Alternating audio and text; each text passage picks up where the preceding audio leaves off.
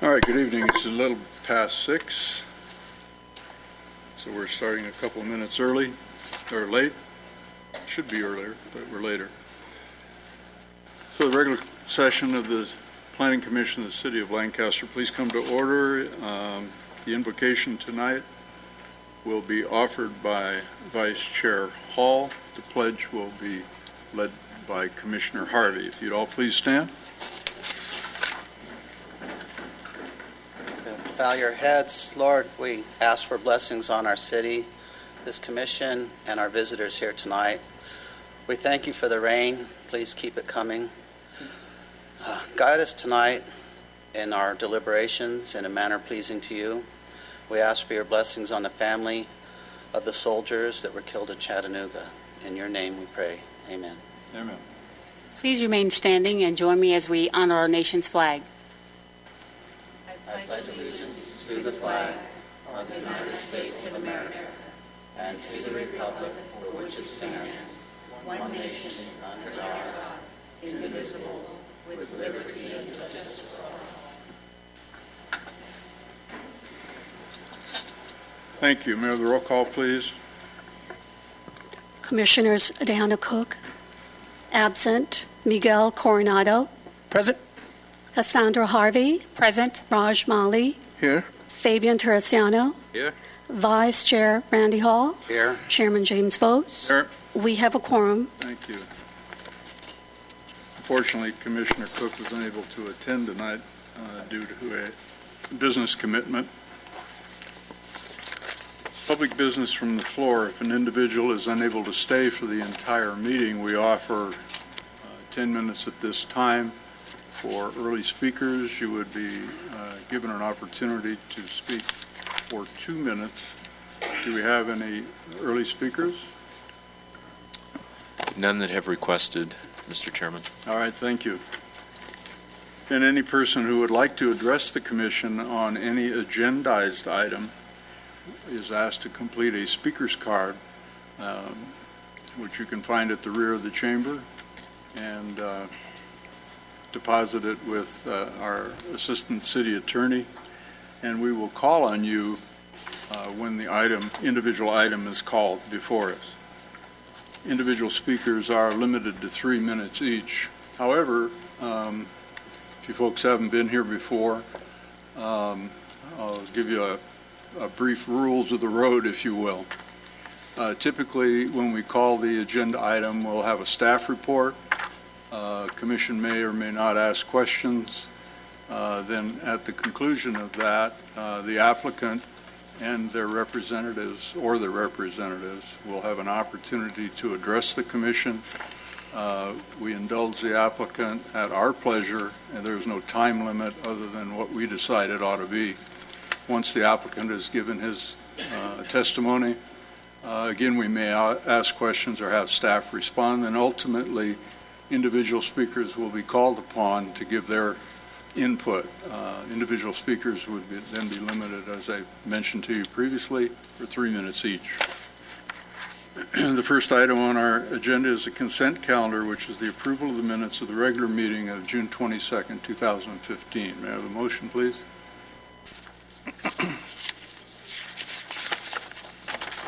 I move that we adopt the Planning Commission minutes for June 22nd, 2015. Second that. Thank you. Any further discussion? Please vote.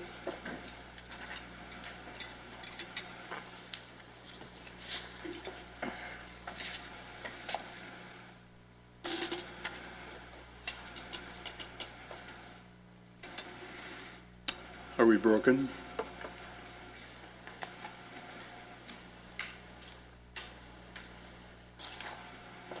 Motion passed with 2 abstentions. It does. 4-2. Is that what you said? Correct, 4-2. All right, thank you.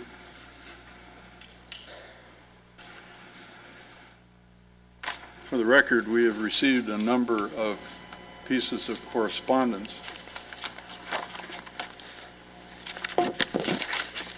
which I'll note. We have received On our new public hearing, item number 2,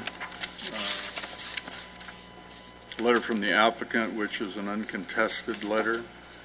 We've also received letters of support for item number 2 from Lancaster Chamber of Commerce, Congressman Knight, Senator Runner,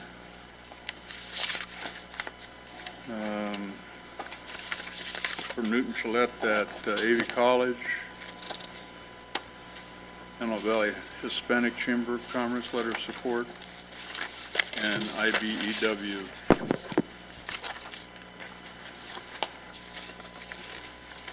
Excuse me, Local 11.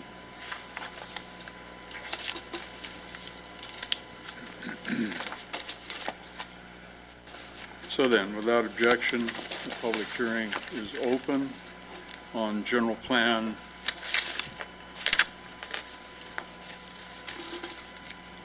Well, no, there it is. Sorry.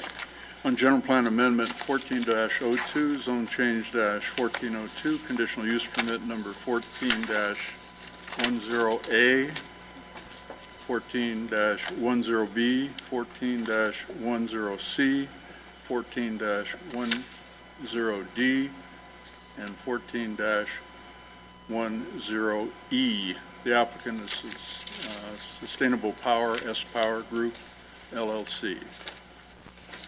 We have a number of speakers on this matter. Yes, Mr. Chairman. All right, thank you. May we have a staff report, please? Chairman Bose, members of the Planning Commission, the applicant is proposing the construction and operation of a 1,191-acre, 150-megawatt solar generating facility and up to 2 generation tie lines that would provide power to one of 2 potential switching stations, ultimately connecting to a previously approved collector substation near 100th Street West and Avenue J. The project site is generally bounded by Avenue K, 80th Street West, 105th Street West, and the California Aqueduct.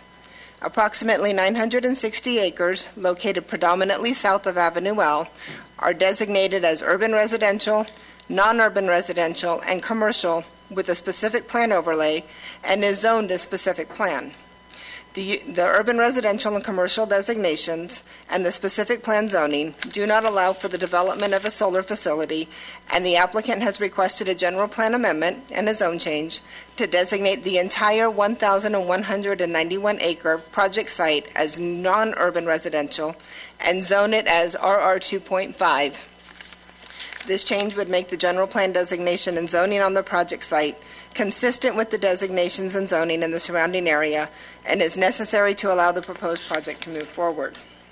The proposed project is anticipated to be operated for a period of at least 35 years.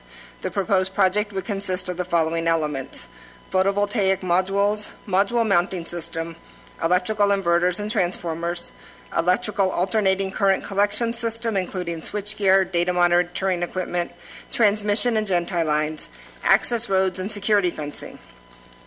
The solar field would consist of single-axis tracking or fixed-tilt systems laid out in a common PV block design to allow for sufficient access. The proposed project also has the potential to interconnect with LADWP's Barron Ridge Rinaldi 230 kV transmission line at one of the following locations: 1, near the intersection of Avenue J and 130th Street West; 2, Avenue I and 125th Street West; or 3, Avenue G and 120th Street West. The proposed project would connect to a newly constructed LADWP switching station via overhead or underground gen-tie from the project site. The proposed solar facility would have a switching station to consolidate the energy produced on site. This switching station would either be located along Avenue K at approximately 95th Street West or at the southeast corner of Avenue K8 and 100th Street West. A chain link fence would surround the project site, and a 10-foot landscaped area would be provided between the fence and the property line, as noted on the site plan. Enhanced landscaping along Avenue L would be provided to screen the project site more quickly from the residents on the north side of Avenue L. This landscaping would include a wider variety of plants, and the plants would be larger in size at the time of installation. Access to the various parts of the project site would be provided from a total of 16 gates. These gates are located on 95th Street West, 97th Street West, 90th Street West, 80th Street West, Avenues L, K8, and Avenue K. These gates would be set back 50 feet from edge of roadway to allow vehicles to fully pull off the roadway when accessing the site. Water tanks for fire department purposes would be provided at 13 of the access gates, and hydrants connecting to the water tanks would be provided at the remaining 3 access gates. Avenue L would be dedicated at 50 feet south of the center line between 100th Street West and 105th Street West. Irrevocable offers of dedication would be provided for Avenue L8, 85th Street West, 87th Street West, L6, K12, 95th Street West, Avenue K8, and Avenue K4. A 12-foot easement would be dedicated, and a Class 1 bike lane would be constructed on the south side of Avenue L between 80th Street West and 90th Street West, the east side of 90th Street West from Avenue L to Quarry Ridge Road, and along the southern boundary of the project site from 90th Street West to the westernmost point of the project site. Additionally, an 18-foot easement would be dedicated and an equestrian trail constructed immediately adjacent to the bike lane easement along 90th Street West and Quarry Ridge Road. Several drainages run through the project site. To the extent feasible, these drainages will be left undeveloped, and a 7-foot buffer will be provided between the development on the project site and the edge of the drainages. The final EIR examined environmental impacts of the proposed project on 12 different resource areas: aesthetics, agriculture, air quality, greenhouse gas emissions, biological resources, cultural resources, noise, public services, utilities, recreation, and transportation and traffic. These impacts were examined in depth, and mitigation measures were provided for potentially significant impacts. Specifically, mitigation measures were provided related to aesthetics, air quality, biological resources, cultural resources, geology, hazards, hydrology, noise, and traffic. These measures are detailed in the Mitigation Monitoring and Reporting Program found in Exhibit B to Resolution Number 15-12 and the conditions of approval for each of the use permits. With implementation of the identified mitigation measures, all project-specific and cumulative environmental impacts would be reduced to less than significant levels. I am available to answer any questions you have. Thank you, Ms. Mabusa. Anyone have any questions or comments? Is this one of the largest solar projects to date? It's the largest one in the city of Lancaster. It is not the largest one in the Antelope Valley. Thank you. Anyone else? Aside from all these letters that we receive of support, do we have any letters of support from citizens? Did they collect letters of support from citizens? I see that the congressman and Senator Runner and everybody's up for it, but do you have anything for citizens that they wrote, giving their support? Anybody? Nope. No? Okay, that's my question. All right. Thank you. Anything further from anyone? All right, then. Shall we hear from the applicant, if they care to address us?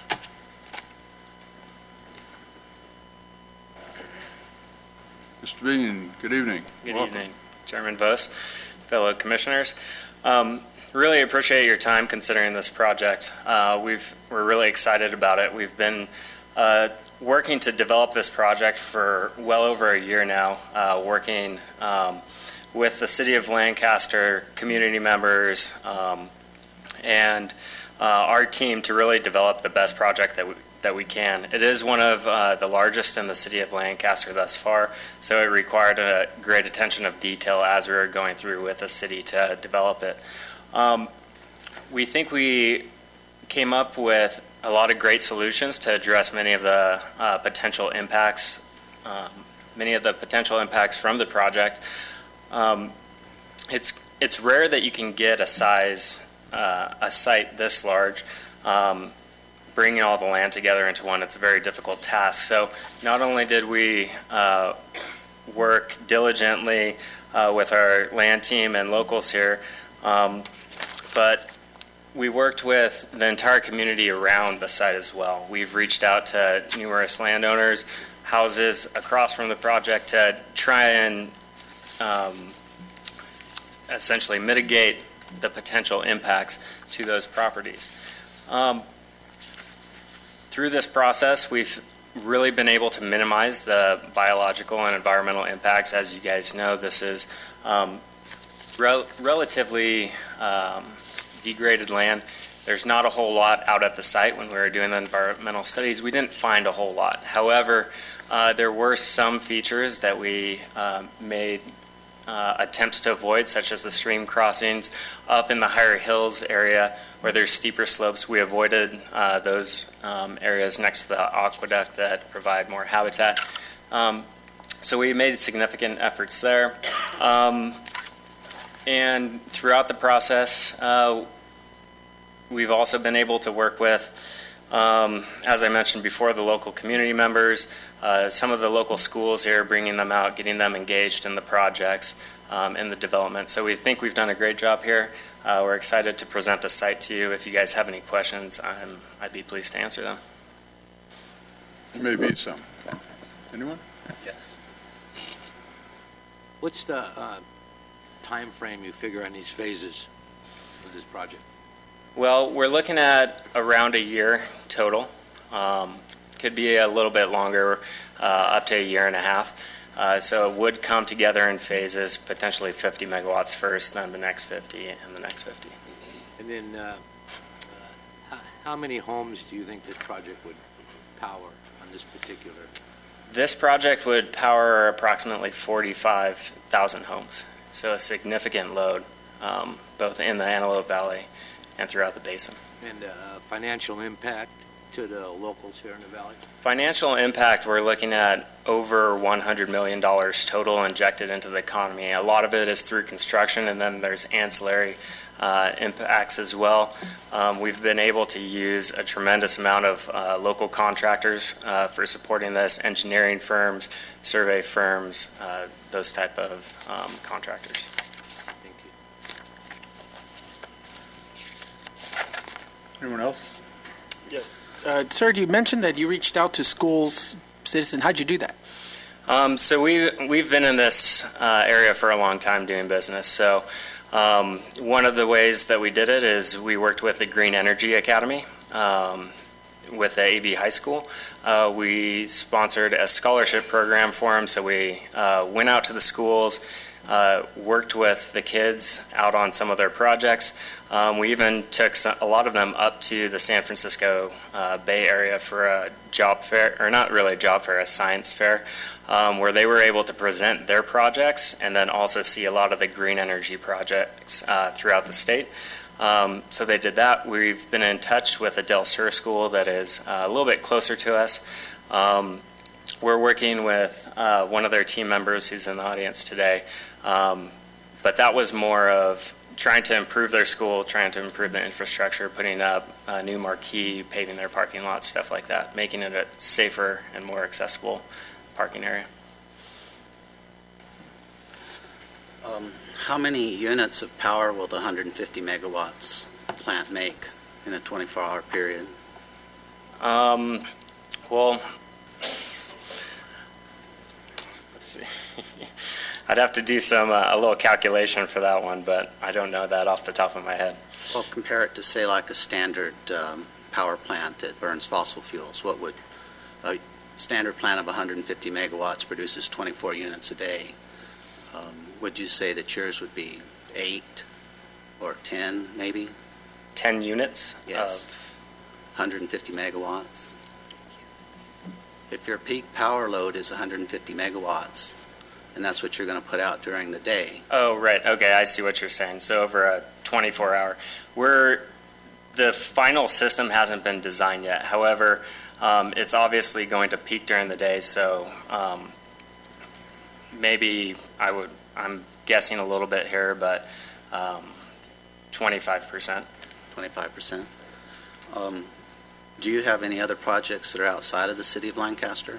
Yes, we have projects from Hawaii all the way to New York. The majority of our projects are in the Antelope Valley. We have a lot of experience developing here. Part of the reason why we located the project where we did was because it's adjacent to the Antelope Valley substation. That limits the amount of interconnection and Gentile lines that we have to run to the existing infrastructure. And those other plants that are outside of the city of Lancaster, did any of them require decommissioning?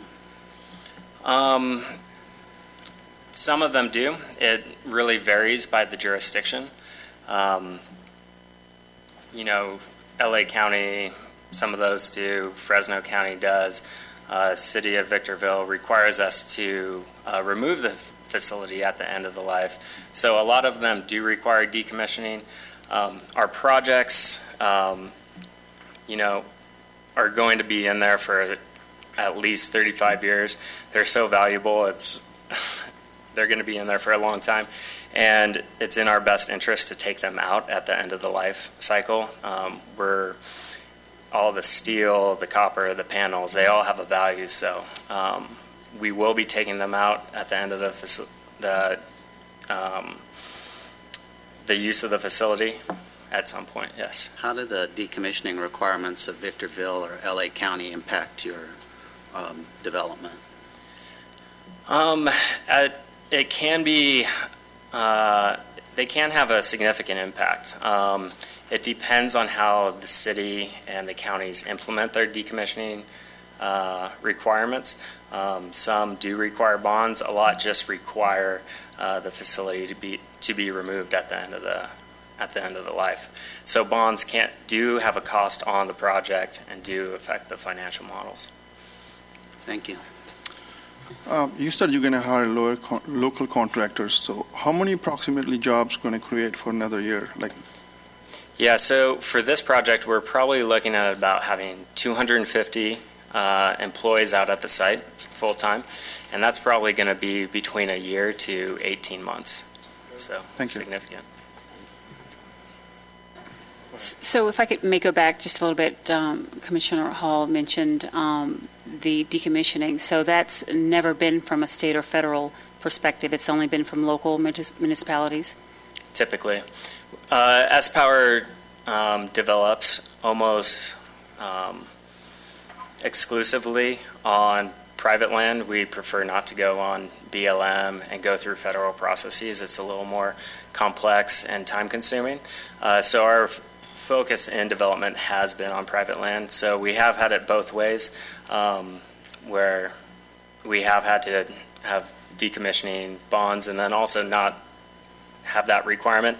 Typically from the county and city codes, it already requires you to conform to quite a bit of requirements for the facility, and that requires removing the site, keeping it clean, keeping it tidy, things like that. So after the useful life, it would be removed.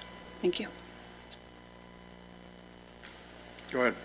The state mandate of that 33% renewable energy by the 2020. A project of this size, does it put a dent in that 33%? I'd say it's a chip. There's a lot to be done out there, and we're slowly getting to our goals, but we really haven't got there yet. So we're talking about gigawatts of power that needs to be generated from renewable energy. So every little bit counts, and we're slowly moving to that goal. One more question, sorry. I'm sorry, one more question. Same thing for the jobs. Once a project is done, so how many jobs remain still after that, for the local? Yeah, that's a good question. And obviously the biggest impact is during construction. After construction, we're probably going to have an additional 5 permanent jobs and then quite a few part-time jobs. We've already worked with a contractor out here to establish an office in Lancaster, and they're supplying all the maintenance and keeping our facilities operating. So it's pretty exciting. They've opened up an office out here. We're employing, I think it's probably around 5 to 10 employees right now, and it's probably going to keep growing. Thank you. Sir, according to one of your supporters, there's 400 construction jobs for the next 2 years that will provide much-needed stimulus to our community. Where are you getting these workers? So it's hard to really just go out into the community. We've held job fairs, worked with the community to bring people in. But one of our relationships that we've been able to develop over the time is with the IBEW and NECA. That's the local electrical contractors. So what we're doing with them is really getting the people in Lancaster trained up, ready to work on these jobs. We've been working on these training programs for years now, and a lot of our people are being now sourced locally. A lot of the times before, we had to go over the hill to get the qualified people to construct the projects. But now there's so many people with the solar development here that we're able to pull from the local halls and meet our requirements. I would have a problem if we are giving you such a contract, or if the commission decides, and we're trying to stimulate our economy here, and we don't have the workers here. How would we be assured that the workers will be from our city? Well, I think that's what you get when you look at the support here. I wouldn't necessarily say that, you just need it, we're going to do it. But if you look at our track record and who we've been using, it is the local contractors. Like I said, we're working with IBEW, NECA, not just them, but the local 300 group, which is labor. So it's not just the electrical workers, but it's the laborers, the operators, the iron workers, and we source that local labor from these local division halls. If your contractor, whatever contractors you're going to use, whatever firm that is, we would not have absolutely no record of indicating that the particular workers live in our community, because a contractor could pretty much hire whoever they want as long as they're qualified to make sure that your project is done and done effectively. But we have no way of knowing if they are from our community, because we need it here in our community, apparently. No, yeah, I completely agree. You do need it here in your community. And, when I go out down Lancaster Boulevard after meeting with the city at 5 o'clock, I run into the Rosenden guys wearing their yellow shirts working. And I talk to them all the time about their experiences and how they're enjoying working on our projects. So I think if you're out there and you know some of the people that you're working, you actually see them around the community a lot.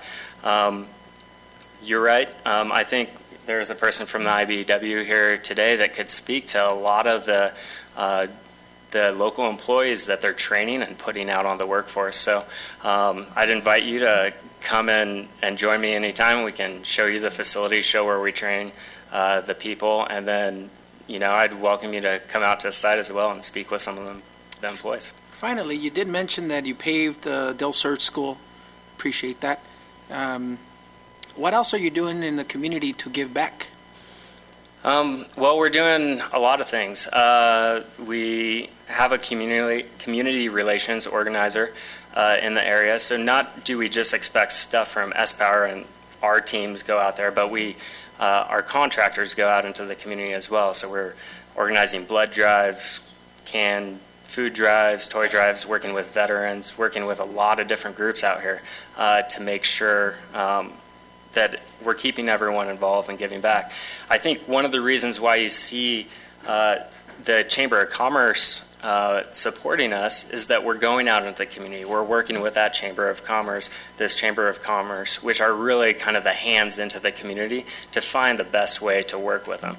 That's why we have the support of Congressman Knight and Senator Runner, is because we're going out, we're working with their teams, their constituents, working with the people in the community. So, I'm sorry to interrupt you. One I can witness. I also served in a sheriff's booster, and you guys have donated in that, and the sheriff. Mm-hmm. So they are giving in the community. Thank you, sir. That's all. All right. Mr. Bean, what other projects that you folks have been involved with are currently in operation? So we have several projects. The Plainview Solar Works project, which is right down the road from the Antelope Valley substation. That was a 20 megawatt project that was recently built. It received accolades from numerous organizations, including the Air Quality Control Board. We've spent a lot of time trying to mitigate the impacts of dust generation. We know it's a big issue out here, so we've jumped on that. We've also developed projects adjacent to the Del Sur School. So we've worked with them, worked to make sure that our construction schedules and everything are scheduled appropriately, not to impact the school. And thus far, we've had a great relationship with our neighbors and having really a positive experience in the community. Thank you. We are in receipt, as I mentioned earlier at the beginning of the meeting, of your uncontested letter or acknowledging all the conditions that have been imposed or proposed to be imposed, that you've reviewed those and accept those. There has been some discussion between some members individually and some staff in our community, in our jurisdiction, regarding the question that Vice Chair Hall brought up about decommissioning. We appreciate your candor in response to those inquiries, and I'll ask our director to comment on those at the end of the public input. But again, thank you very much for your discussion tonight. You have other folks here. Are they going to address us tonight, or no? I think it's just me. Yeah. You're it. You know, you do have an opportunity to rebut from whoever offers comments tonight, so we may call on you at that end of those comments if you'd care to address those. Appreciate it. And then one more thing in regards to the decommissioning plan. Our goal is to be a good partner to the city. We don't want to leave an eyesore out there. That's not our goal. We want to be able to have you be proud of what we've installed out there. We're doing our best to work with the community to have a great reputation. We know some of the solar projects initially didn't. I think we're turning that tide slowly. So we want to work with you on it, and we're happy to do so. All right, thank you. Mr. Ludicky, question for you. This conditional use permit and zone change and general plan amendment that's before us today includes, for lack of a better description, in effect a down zone, a considerable amount of property in this area from typical residential development type uses to a more rural use. So that overlay, if approved, in effect reduces the potential yield. That'd be correct? Residential yield, if in fact it were developed? Yes, if it were to be developed for residential uses, that is correct. So for all intents and purposes, it takes 1,191 acres out of residential development opportunity and changes it to a use that is clearly defined as opposed to residential use? Yes, it does. I think the one thing that probably, some of the commissioners were here when we adopted the city's revised general plan in 2009, but some weren't.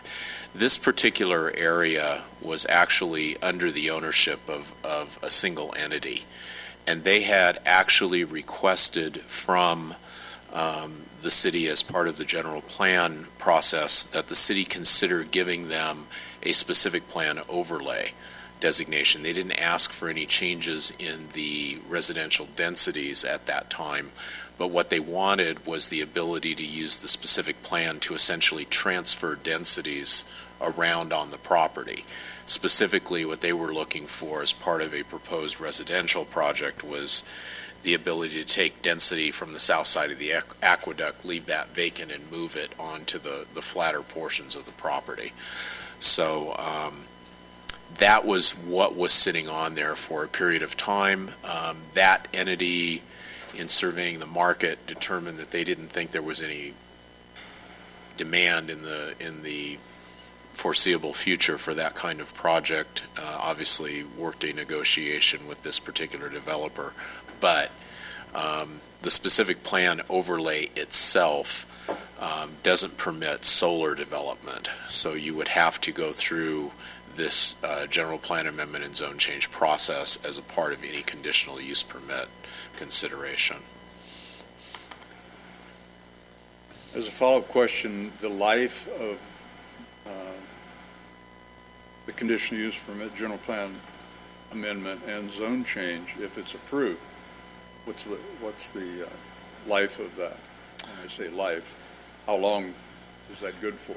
Yeah, the amendments to the general plan and the change to the zoning are in place until such time as there's any additional change. So you could look at it as being in perpetuity. The conditional use permit, if approved, attaches to the land, runs with the land, not with the applicant. And it's really the same situation. It runs in perpetuity until it's either revoked for some reason or the use itself that it permitted ceases to exist on the property. So then if the project then, if its useful life had expired and the owner at that time chose to decommission, if you will, they could do that, or they could reestablish another PV project without further hearing? Correct, provided that it meets the parameters of the conditional use permit that were approved. All right, thank you. Anyone have anything further? All right. And we have speakers. Yes, Mr. Chairman. Debbie Lorito.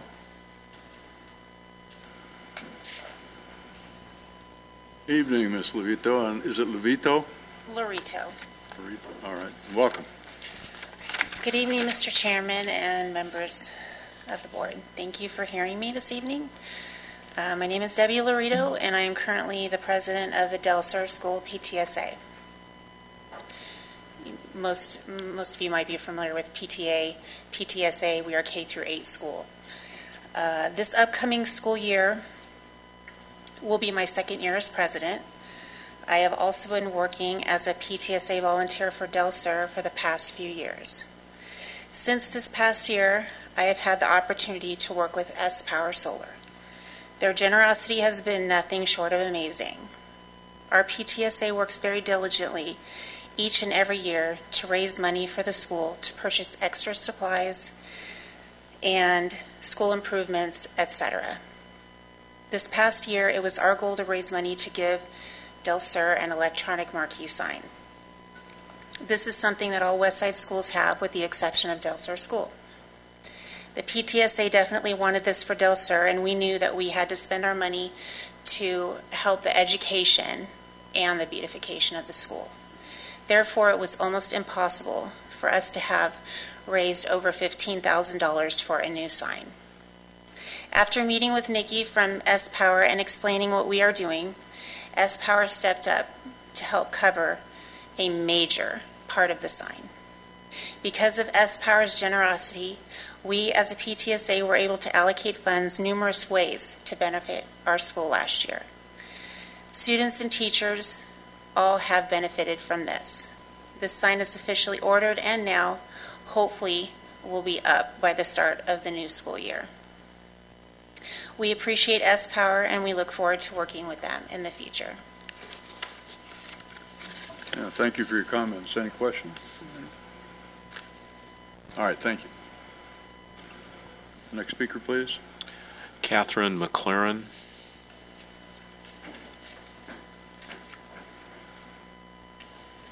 Evening, Ms. McLaren. Welcome. Good evening, Chair and members of the Planning Commission. I am Catherine McLaren, and I'm a resident in Palmdale, but I work for the International Brotherhood of Electrical Workers and the National Electrical Contractors Association. I know you had quite a few questions about our partnership. What I would say about S Partner, we have a very good working partnership with them. I don't know that they always used our contractors, but I know they like what they do when they work with our contractors. They like the local workers that we have here. We have almost all the workers are from this area. We're working with Gwendolyn and the Lancaster Unemployment Office to get veterans. Part of our program is to bring back 50% of our veterans into any training we do from this point forward. So we've been working with the EDD. We've also had some area just around now, we have some other solar projects that are needing people. So we have done local events at our hall, which we made a very large expanded hall so that we could really serve this area more. So mostly I wanted to come up here and answer any questions. We have over 350 local workers, and that's growing daily because we know that this project, as well as others that are coming in here with your city's goal of being a net zero city. Right now, our training facility in Commerce is going net zero. So we are training the workers to keep up with all the technology. That's why we're doing our training facility to net zero, so they can see all these things as they come. So we're very up to date in what we're training them, keeping up on everything that's coming up. But I can assure you, your local workers are here. They're keeping the money here, which supports everything that we need here, our infrastructure and everything else. So I'm very proud to say that I highly support them. They're a good company. We meet with them regularly. We ask them what they could use. If they came to us and told us we needed to train our workers on something that could be beneficial to help them get skills, we would be more than happy to put that in our training. Thank you. Thank you. I have a question for you, ma'am, if you don't mind. Thank you.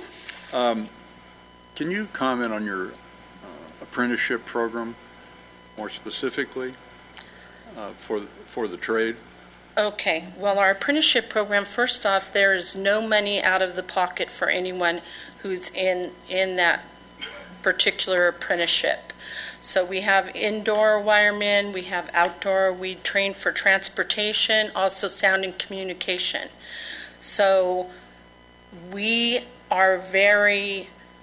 trying to be more out there. One of the things, I've only been on business development for 2 years, and that is the contractors working with the IBEW together so that we can make sure that anyone that would like to be in our apprenticeship and choose this for a career has that ability to do that. So that is one of the main things. I mean, this is not for everybody. Some people don't go to college, but this is a good way to come out with everything being paid for, and you have a career. You can go anywhere in the world and work with this career. So that's something that we offer, and we're doing a better job about letting people know about it, because I don't think I knew about it when I was growing up, because I think I would have liked that opportunity myself. Very good. Thank you.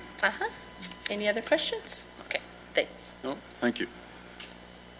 Other speaker, Mr. Liddicky? Thank you, Mr. Chairman. Those were the ones who had indicated as supporting. I have several indicating as opposing. All right. Patricia Stephen. Evening, Ms. Stephen. Welcome. Good evening to all of you. I live between 70th Street and 90th Street. I'm actually very close to 80th Street West, right on Avenue J. I feel that this project will adversely affect property values from Avenue L to Avenue I and 70th to 200th Street West. I think, I know my view of the mountains is going to be greatly impaired.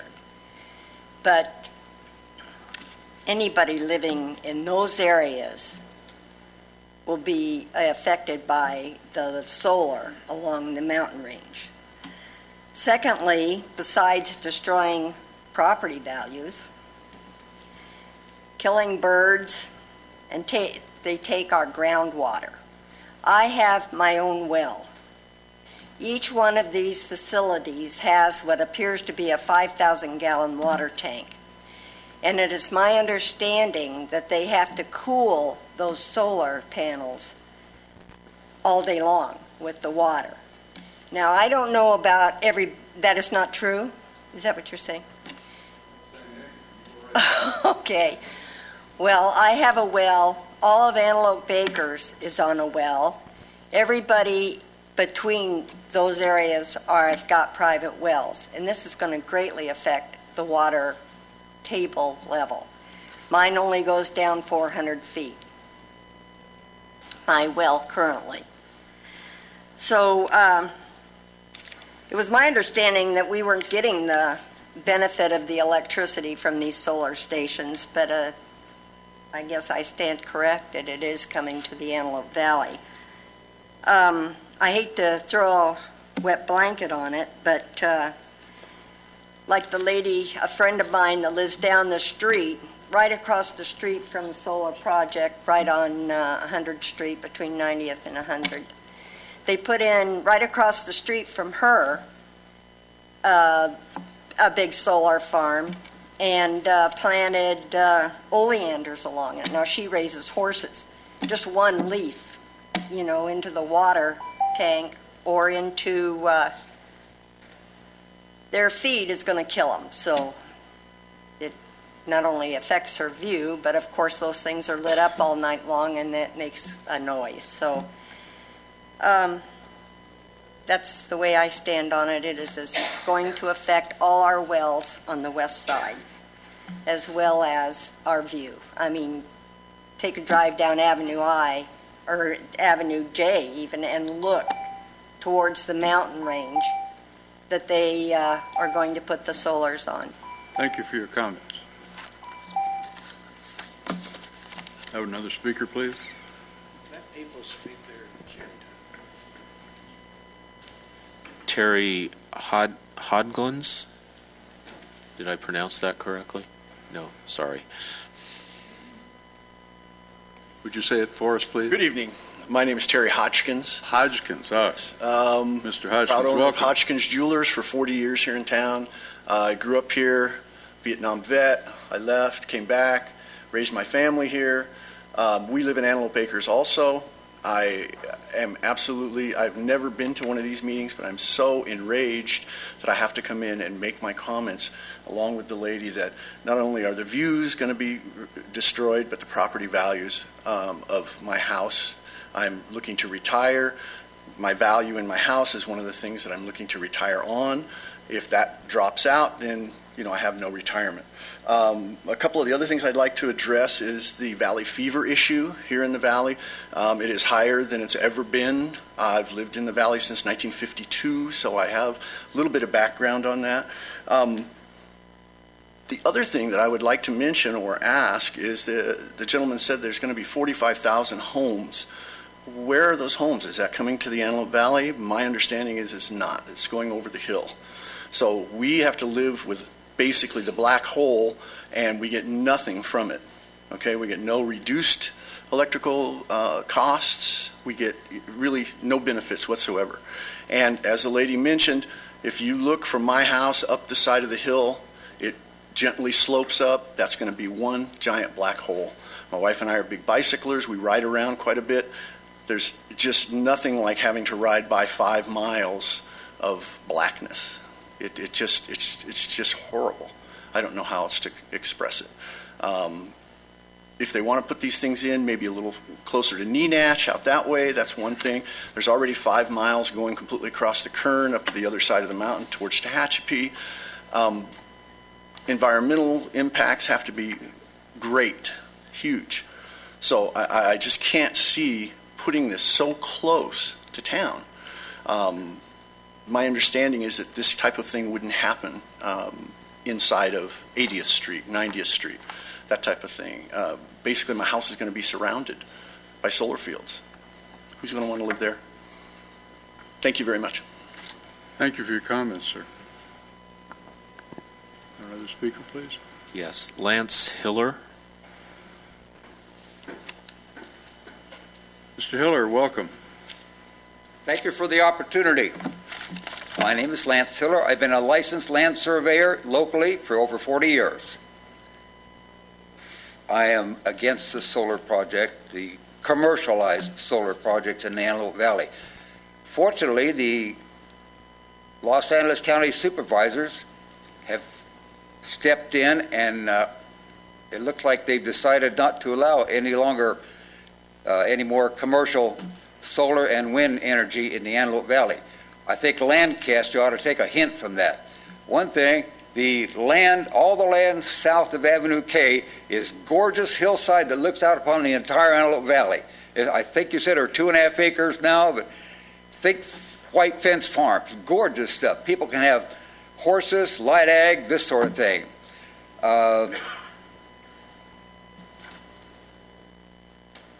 And it's anytime we have the development, it's going to have obviously negative impacts. As you've heard, it's going to impact the prices of land. It's going to divert residential developments into large solar that are going to be there, I'm not sure, 40, 50 years, after which time they'll have the environmental problems of getting rid of the solar panels. The metal that they stand on, that's reusable. These solar panels are not. It's going to be an environmental disaster. We read about it in the journal all the time. And not only is it going to divert land from residential use, it's going to mean that people aren't going to want to even come up here to develop land for residential use if it's going to be near these, because of the blight and the prices that they will not command. Some years ago, I was contacted by a solar energy firm about surveying for solar panels out west of town. And I asked about what they did with all the weeds below the panels. And they said, well, we just use insecticide like Roundup, and we kill them all. They're not there, so they're not a problem. Well, actually, they are a problem because that's the basis of our food chain. All you're going to have left out there are ants. We don't have any more rabbits or mice or whatever for the hawks to eat, but the hawk can't get there anyway. Additionally, I read a part of the EIR on this 4,000 acre, and they said, when they discussed the hawks, they said the hawks have other places to go. We used to have a hawk flyway here where you couldn't subdivide your land because of the hawks. Now they're just saying, let them go somewhere else. And you all might remember this. Oops, there goes another rubber tree plant. Thanks, Mr. Hill. Just for everyone's consideration, once all the speakers have given their input, we'll be sharing staff's comments. We'll be addressing your concerns. And the commission may have comments to make as well. Next speaker, please. Yes, Joseph Yore. Mr. Yore, how you doing? I'm fine, thank you. Joseph Yore, Korean War veteran, 81, so give me time to speak. My brain don't think as fast as my voice. Neither do I. You got 3 minutes, Mr. Yore. I want to thank that gentleman. He's 99.9 right, correct? He's like a piece of silver. Gentle people, you're destroying my father and son's planet. I know this is your job. And you're not going to listen to me, just like Jerry Brown is going to go see the Pope. My wife, who passed away 14 months ago, wrote Jerry Brown, Dianne Feinstein, Barbara Boxer, and all of them,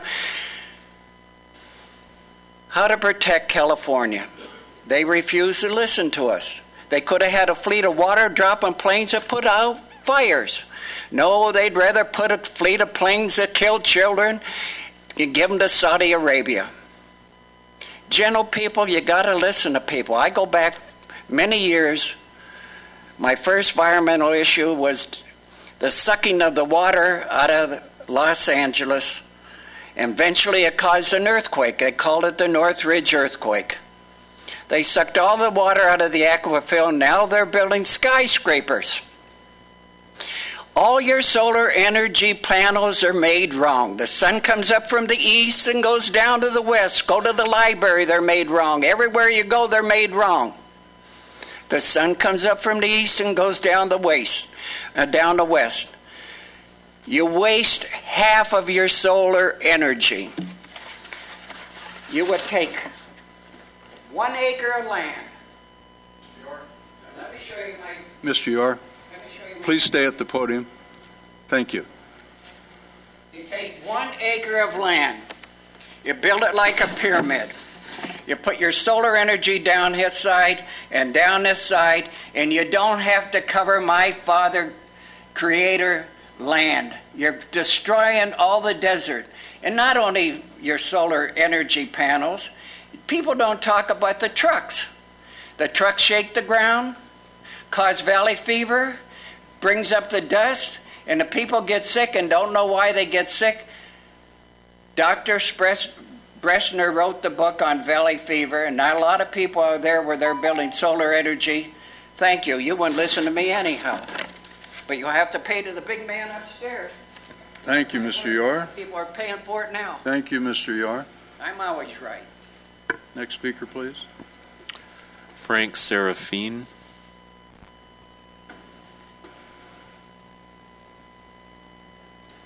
Evening, and could you say your last name, please? Serafini.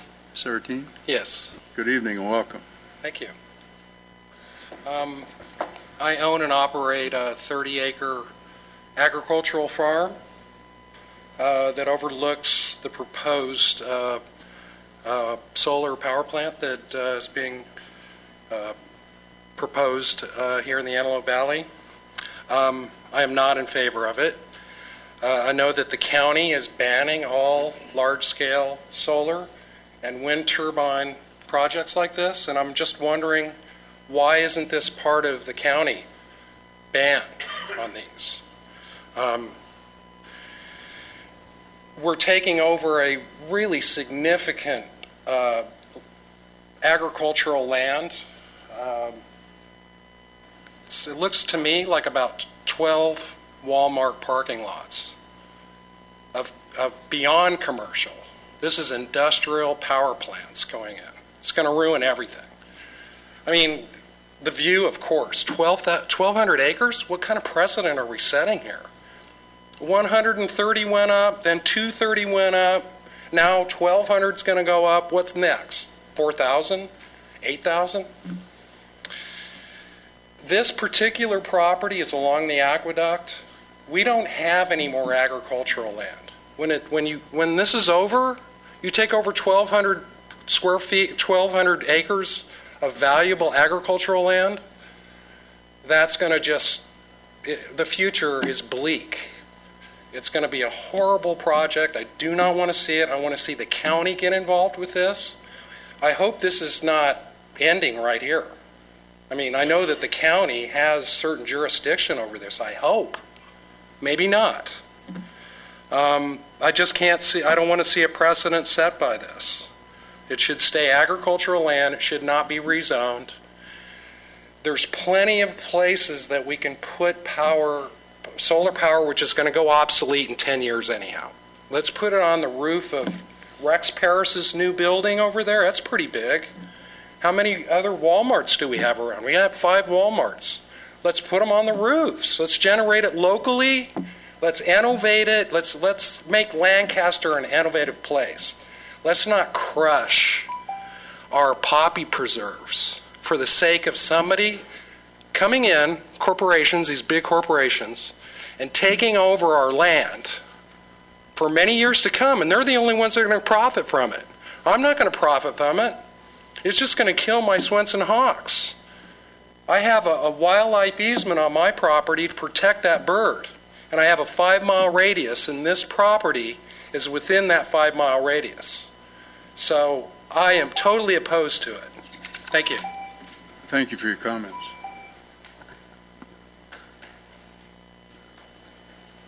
Next speaker, please.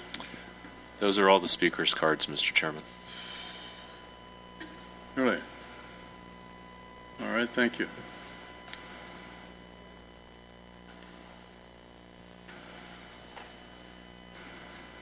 I will poll the audience here tonight. Anyone else care to offer comment? If you do, please fill out a speaker's card and we'll let you speak.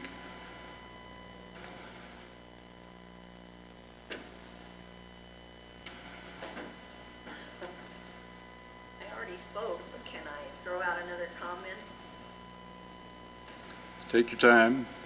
You can fill out the speaker card after you're done, ma'am. Yeah. Can we ask the council questions? Excuse me. You had your 3 minutes. We'll respond. Ma'am, if you wouldn't mind filling out the speaker's card after you're done. After I'm done. Yes, ma'am. And please tell us your name. Okay. My name is Teresa Skinner. Ms. Skinner? I'm located on, I just found out about this, so I haven't even had a chance to look at the map. Hi, guys. I just want to just say one thing. I'm located, our ministry is located on Avenue J and 90th Street West. And the one thing I have to say is, the one thing about these solar projects is those of us that live out there, if we want to sell our property now, we've already lost hundreds of thousands of dollars in property value. So we're stuck. So that is a very uncomfortable situation. I just want to say that. That's all I have to say. We have a ministry, the Valley Fever, I guess I should say the Valley Fever is a concern. They're working with us to do the best we can for our home inside of our house, but it is a concern. I'm concerned about Valley Fever. We have a lot of public that come out to our place, and it's just kind of, we're stuck. That's all I have to say. Thank you. Thank you for your comments, and please fill out a card. Thank you. Anyone else?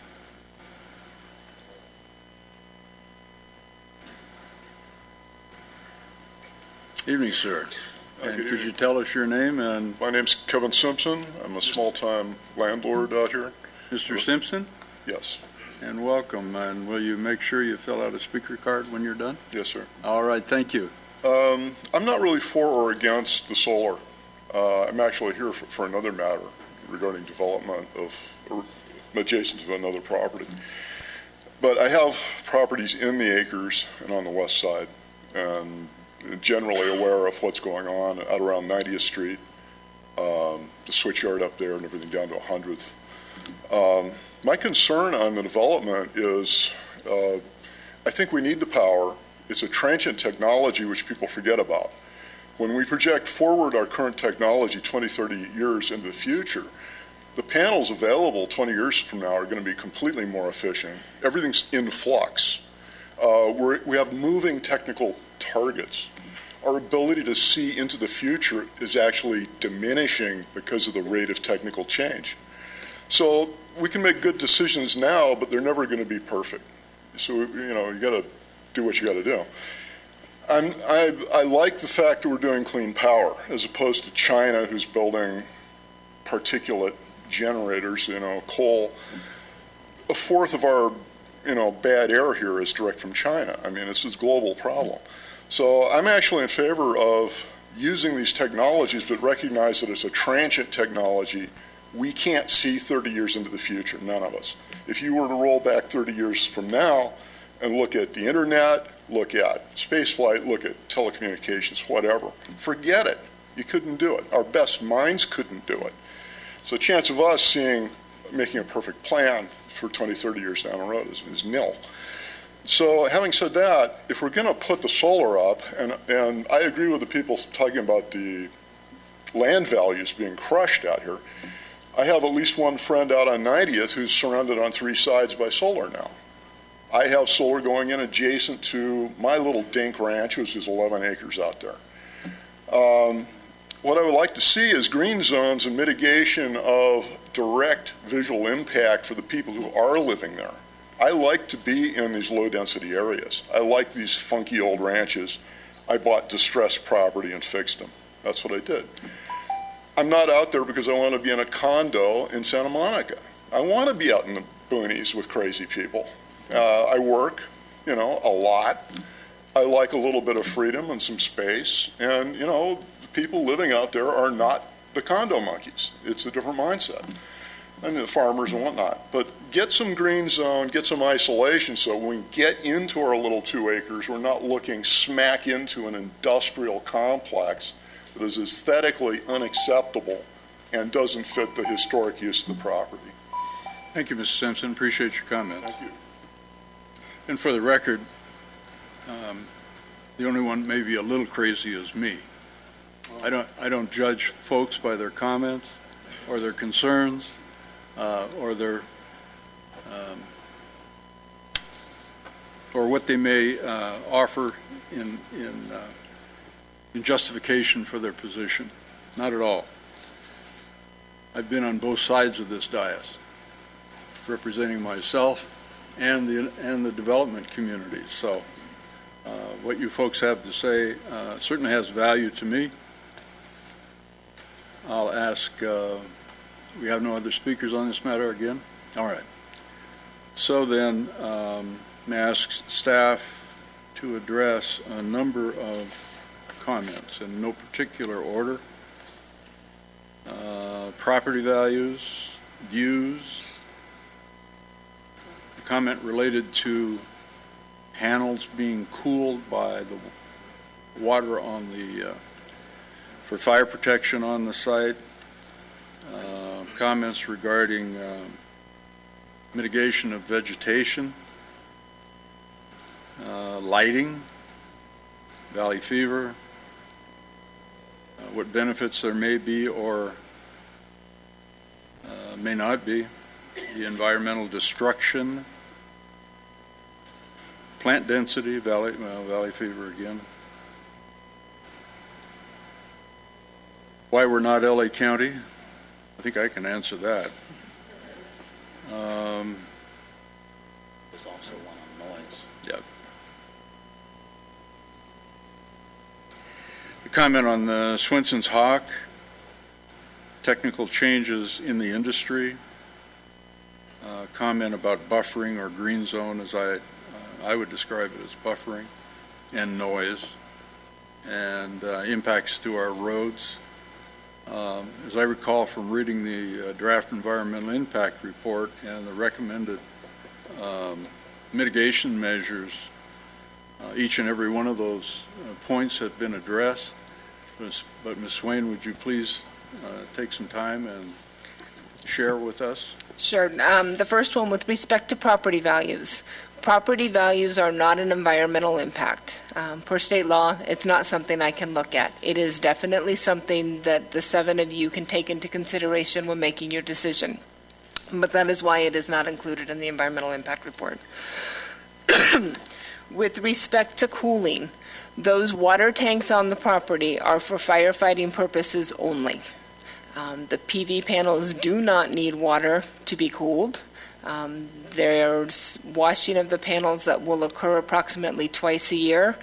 Each of those washings will use about 500,000 gallons, but it's not anywhere on the order of what's in those fire tanks. The fire tanks are specifically LA County Fire Department requirements. The location of them was set by LA County Fire, and that is the only purpose that they can be used for. With respect to lighting, the project site will have lighting at the access points. That lighting is basically motion sensor triggered. It's shielded, it's focused downwards. It is only for the entry points. It is not, the entire facility is not lit. The switching station will have security lighting as required for development by I believe it's the CPUC and other electrical standards. That lighting is only on while there are people at the facility at night. There would be no lighting turned on just because on an everyday basis. With respect to valley fever is caused obviously from the spores in the dirt when the dirt is disturbed. There are substantial dust mitigation measures identified in the EIR. In addition, there are specific valley fever requirements that require basically construction to stop when winds exceed a certain point or the temperature is too high. They have to do extra watering. They have extra requirements they have to do until the temperature and wind speeds are below a certain level for a set period of time.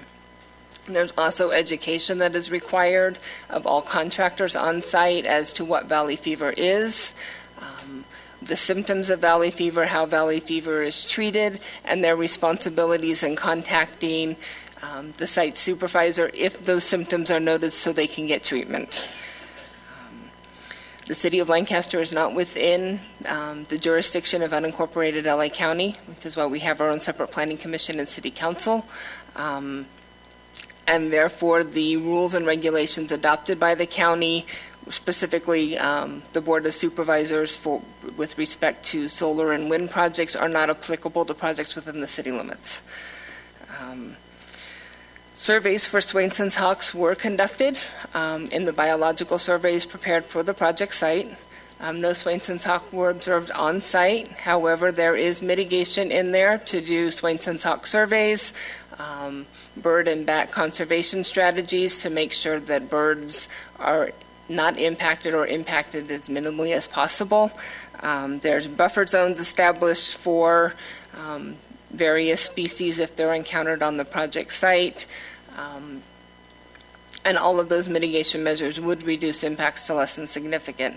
In addition, the city has the biological impact fee that we require of all development, and that is $770 per acre, and that biological impact fee is used to acquire conservation property elsewhere in the Antelope Valley, and it's used to offset the cumulative loss of biological resources Antelope Valley-wide.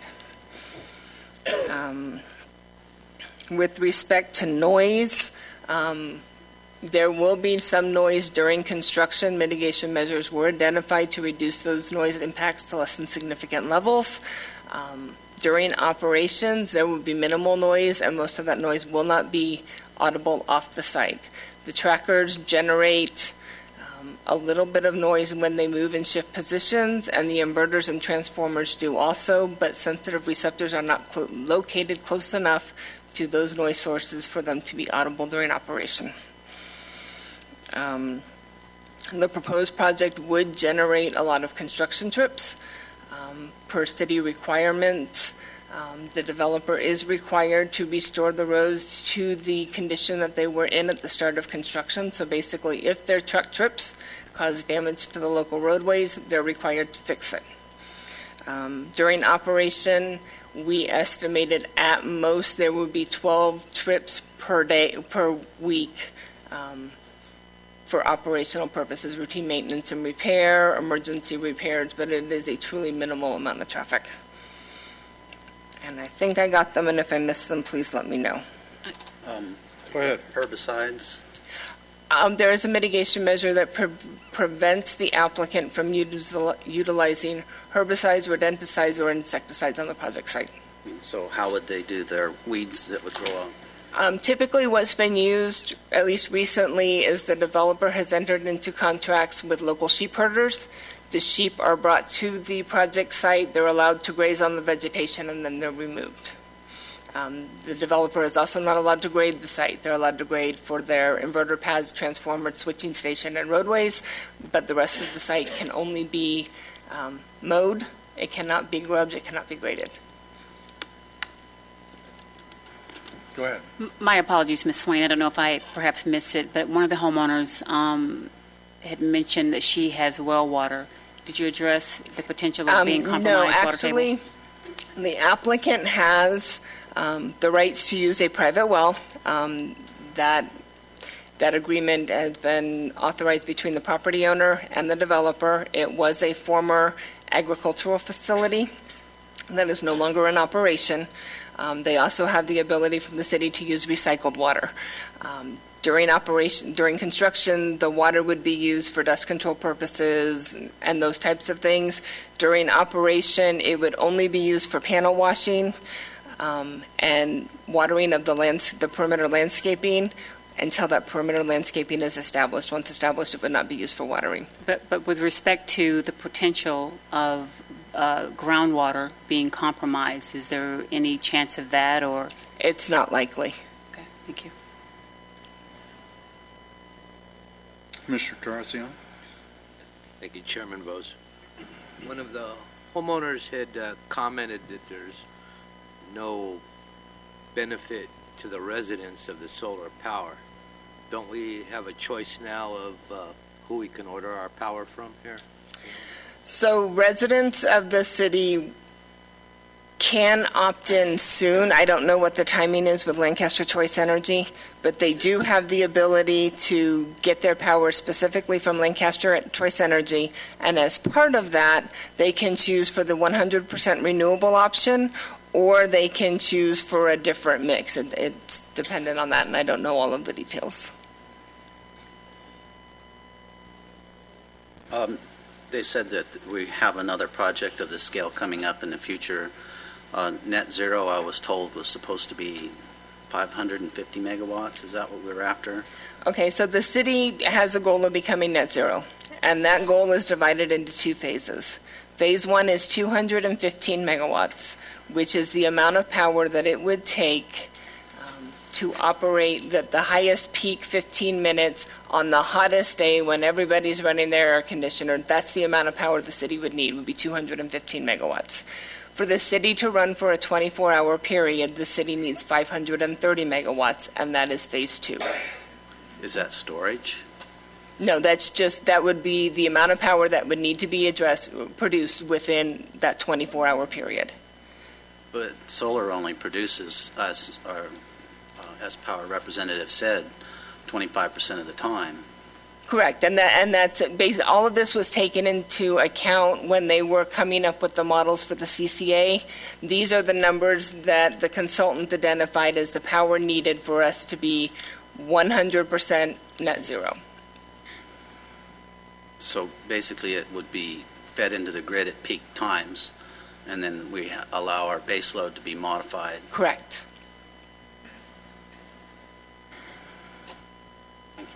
So the power goes into the grid from this proposed project, then, is shared, just like all the other power that goes into the grid in this state and in this nation, with all of the purveyors of power.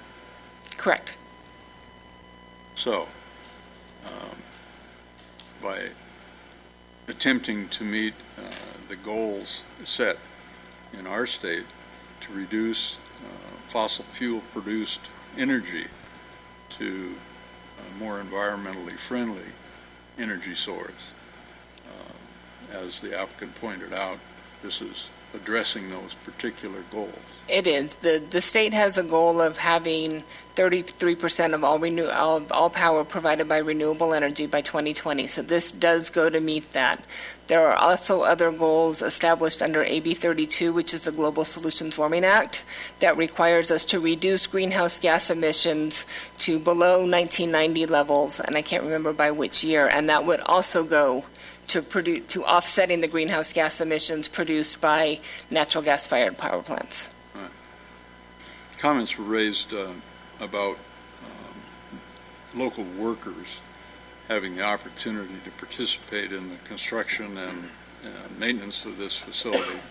However, it's not in this commission's purview or even in the city council's purview or any other governmental agency that I'm aware of that can require or demand that all workers for a project within their jurisdiction be local, whatever local means. We have, I believe it's some 60,000 plus folks going over the hill out of this valley every day to work, and the opportunity to potentially employ, if I read the numbers correctly, 250 or more in construction trades will put a little dent in that.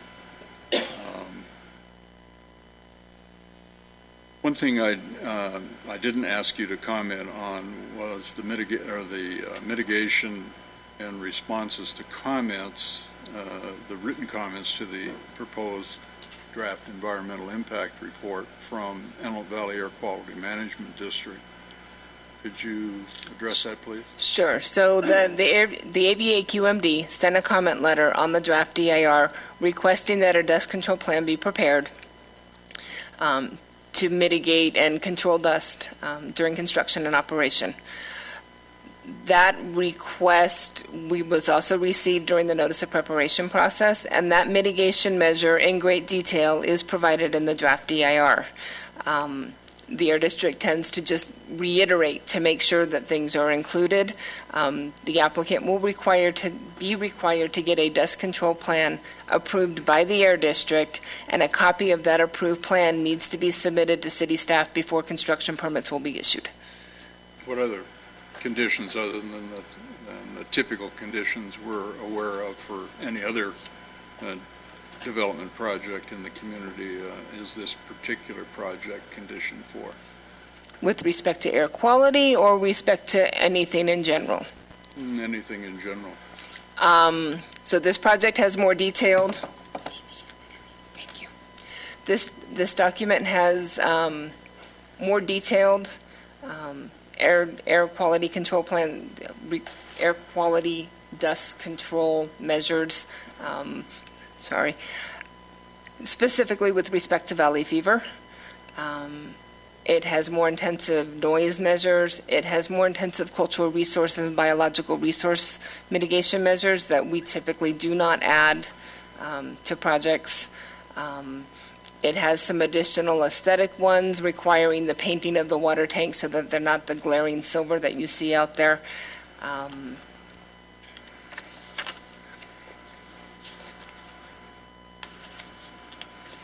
And I think that's about it. Oh, and it has some more extensive hydrology ones. So we typically don't require an applicant to set back development from the edge of drainages. We generally allow them to deal with Fish and Wildlife and get stream bed alteration agreements. In this case, the developer is going to stay away from the edge of the drainages to the extent feasible, and only in those instances where the fire department has requested a crossing are they going to be obtaining stream bed alteration agreements. So the drainages on the site are going to remain in their natural condition. So Lahontan's comments then have been addressed as it relates to riparian, Correct. Potential riparian issues Correct. there. There are no wetlands on the site. They're typical Maybe desert yesterday washes. for a few minutes, but What was that? maybe yesterday for a few minutes. Yeah, probably. I mean, my street was a desert wash. All the land was probably wet, but not, quote, wetlands. Correct. Wetlands have a very specific definition. You recall what that is? It has to do with the type of soil and the type of plant species located within said area, and it also has to be connected to some kind of, actually that's Waters of the U.S., but so those basically are the two big ones, and it doesn't have the right kind of habitat, nor does it have the right kind of soils. All right. The document addresses potential plant impacts for Native Plant Protection Act. Correct. So the project site was surveyed originally. It did not have any sensitive plant species on the project site. One of the mitigation measures was for a springtime survey, sensitive plant survey to be conducted. The applicant went ahead and did that early since, springtime and didn't want to be delayed. Approximately 1.34 acres of Pearson's Morning Glory were identified on the southern portion of the project site. The applicant is required to pay a higher per acre fee for that area in accordance with what we've done for other sensitive plant species impacts. The raptors, burrowing owls, Swenson's hawk, you didn't really mention the burrowing owls, but I read in the report the requirements. Correct, and those are the mitigation standard requirements. requirements that, they have to do pre-construction surveys, they have, and what they can and cannot do if any are found. The same thing with desert kit fox. On page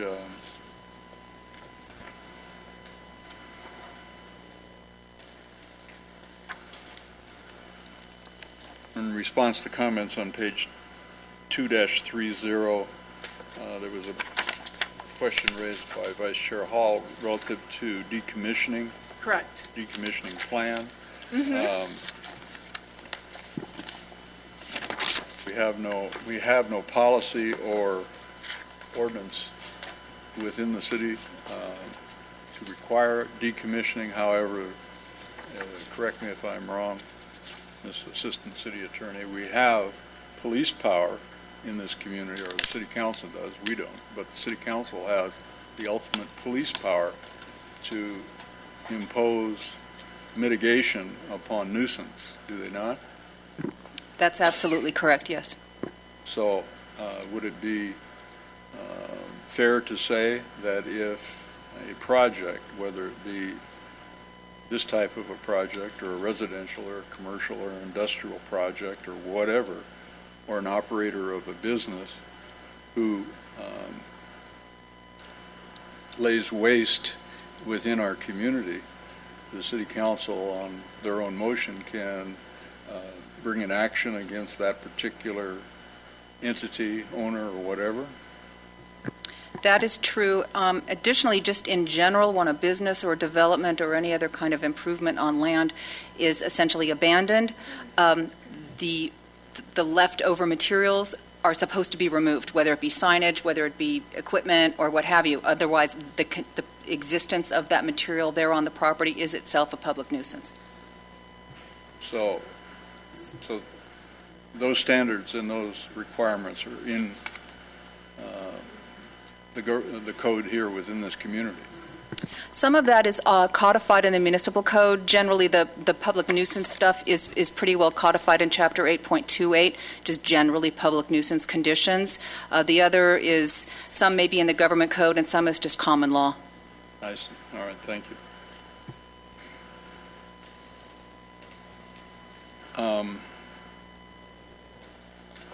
Public hearing is still open, and I haven't closed it as yet, but I wanted to make sure all the comments from the members as well as from staff are in the public record.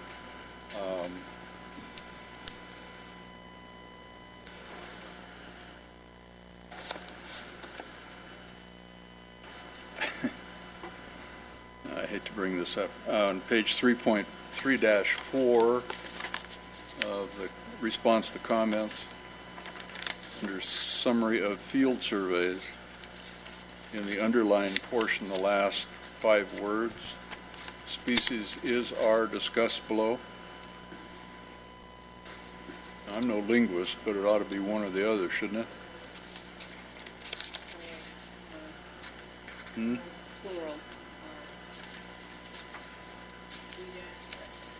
Is it is or are? What page are you on? 3-4. Okay. Item summary of field surveys. The underlined portion, the last 5 words in that underlined portion. Species is, are discussed below.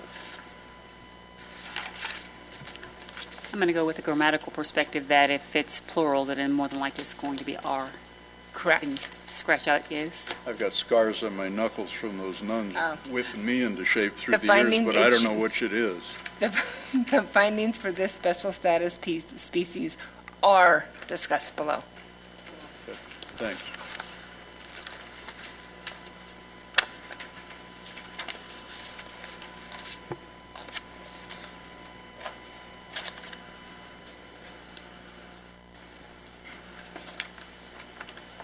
Do Pearson's morning glories actually bloom?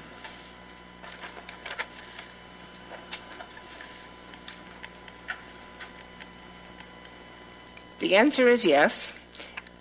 And on page, Appendix A. Appendix A, photograph number 3 is what a Pearson's morning glory looks like. And then in photograph 4, there's a picture of the flower.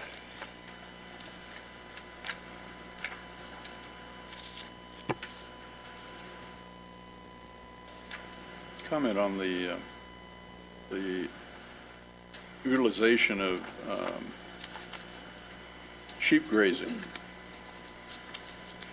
Has that been going on for a while in these types of projects? I know it goes on all over the west side of the valley because I see them. We've used it. One of the project sites, it was used this past spring pretty successfully.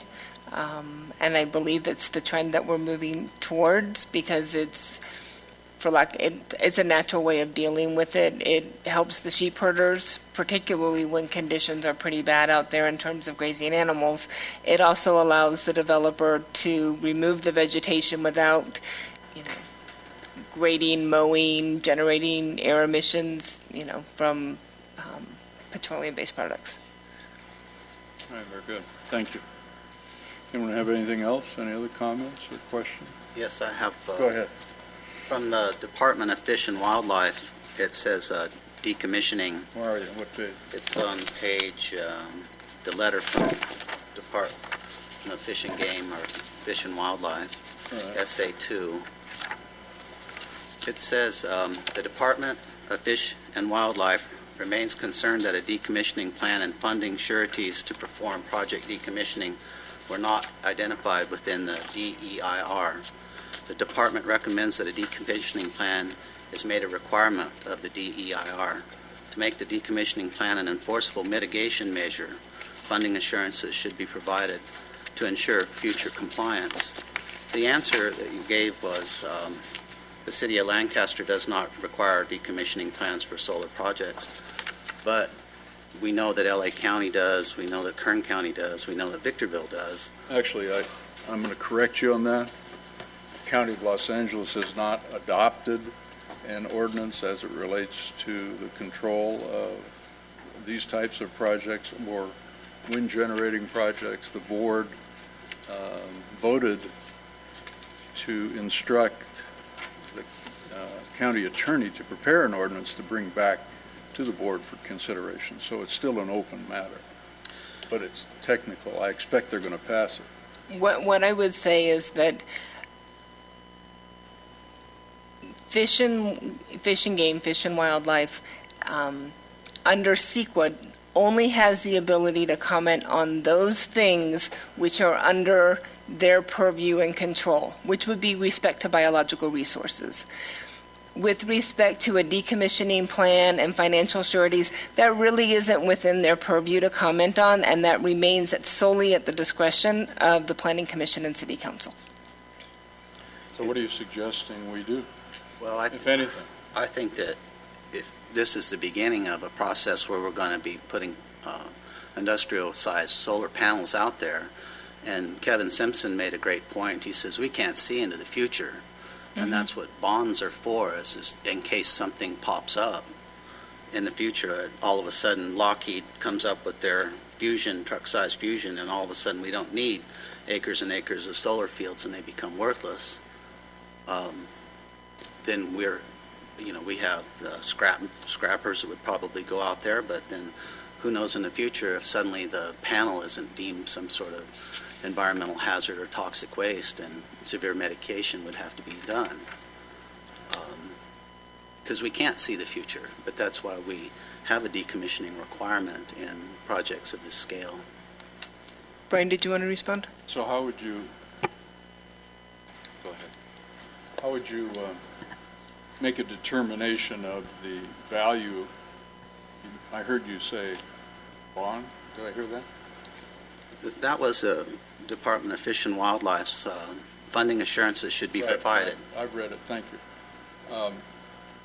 So how would you make a determination of the value based on those comments of a decommissioning value for 35 years into the future? How would you make that determination?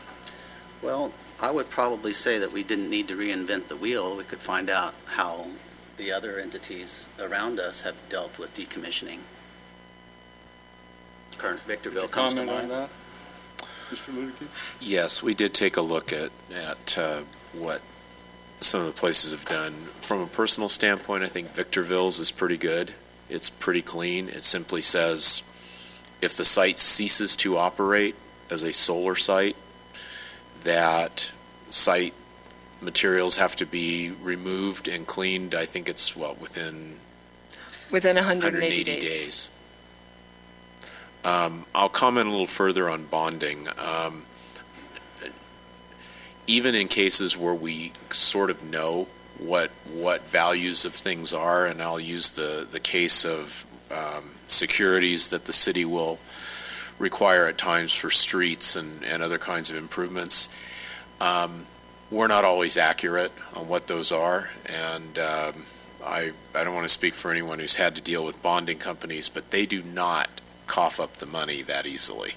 I'm not sure that's an adequate approach. I would rather, from my standpoint, recommend that you use Victorville's approach if you are interested in that. It's straightforward, it's pretty direct, it puts future staff as well as the applicant on notice what the expectations are, and I think it gives the city a pretty clear legal avenue if it ever needs to use it. And that would be over and above the police power that already exists within the city? Yes.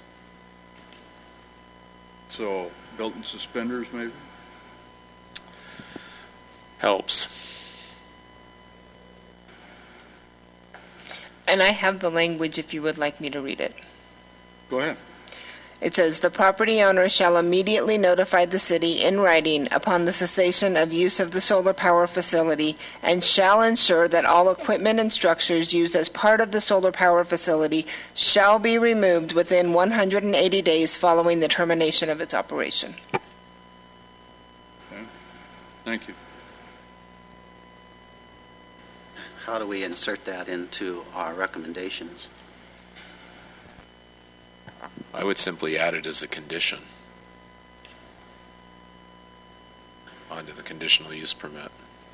With each one of these conditional use permits with a separate motion, do you have to do it with each one? Yes. So if you have, do you have that written? I have that written. Can I have a copy of it? Of course. Thank you. Would you like the copy now? I would. Okay.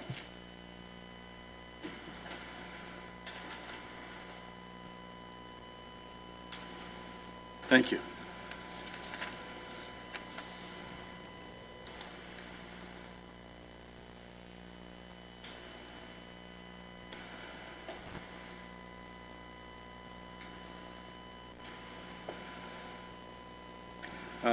You touched on impact fees.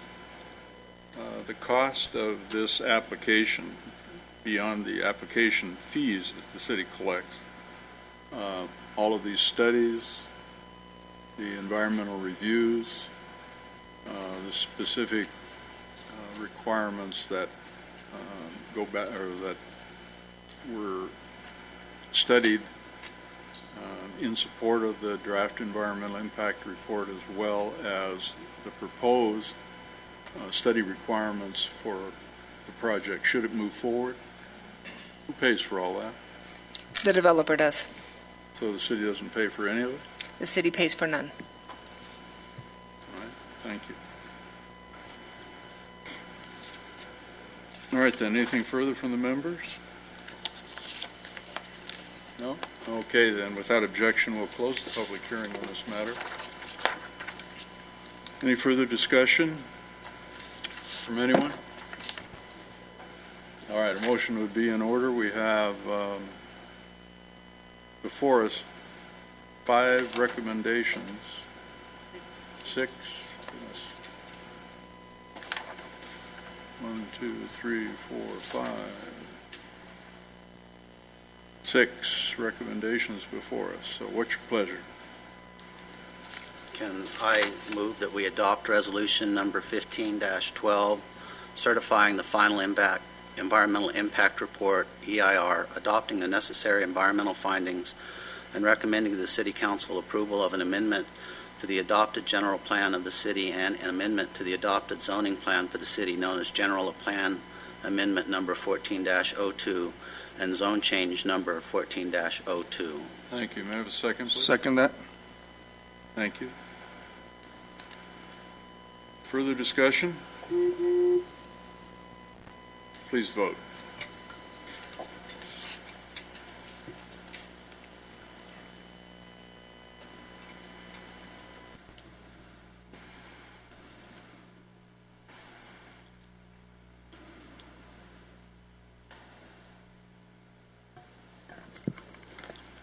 Motion passes 6-0.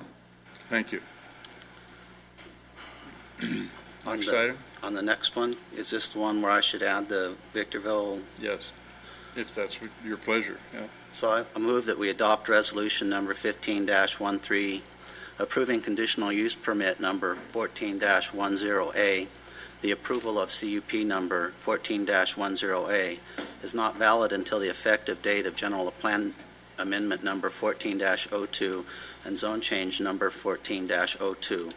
With the property owner shall immediately notify the city in writing upon the cessation of use of the solar power facility and shall ensure that all equipment and structures used as part of the solar project facility shall be removed within 180 days following the termination of its operation. Thank you. Do I have a second?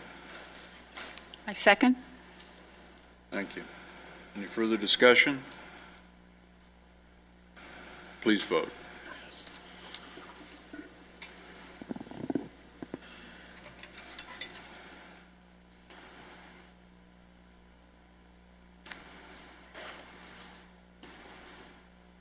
Commissioner Coronado.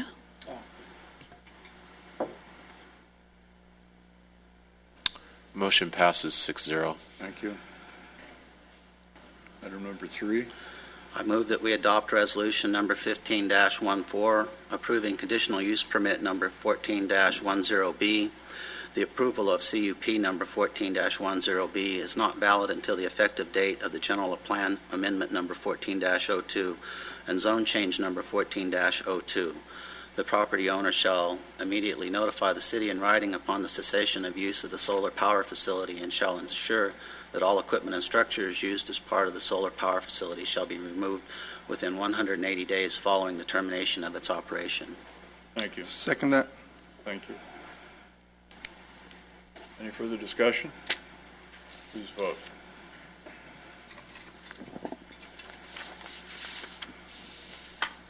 Motion passes 6-0. Item number 4. I move that we adopt resolution number 15-15, approving conditional use permit number 14-10C. The approval of CUP number 14-10Z is not valid until the effective date of the general plan amendment number 14-02 and zone change number 14-02, with the property owner shall immediately notify the city in writing upon the cessation of use of the solar power facility and shall ensure that all equipment and structures used as part of the solar power facility shall be removed within 180 days following the termination of its operation. Thank you. Have a second? Second that. Thank you. Any further discussion? Please vote.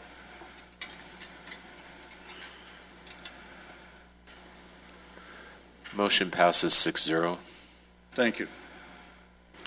Item number 5. I move that we adopt resolution number 15-16, approving conditional use permit number 14-10D.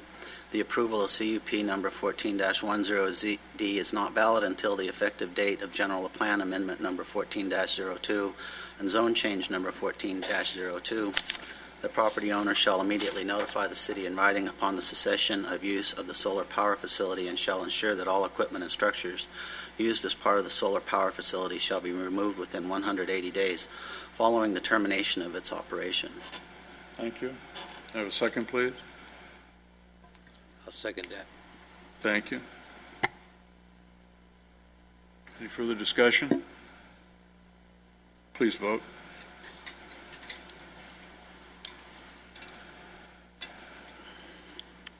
Motion passes 6-0. Thank you. Item 6.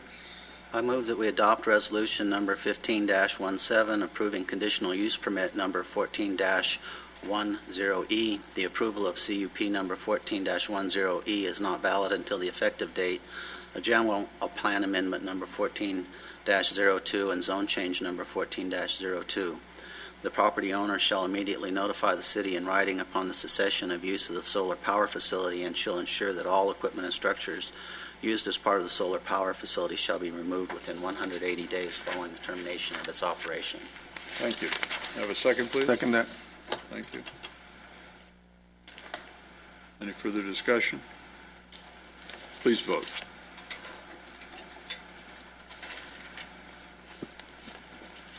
Motion passes 6-0. All right, thank you. That concludes item number 2. We're going to take a 5-minute break. stretch. Thanks.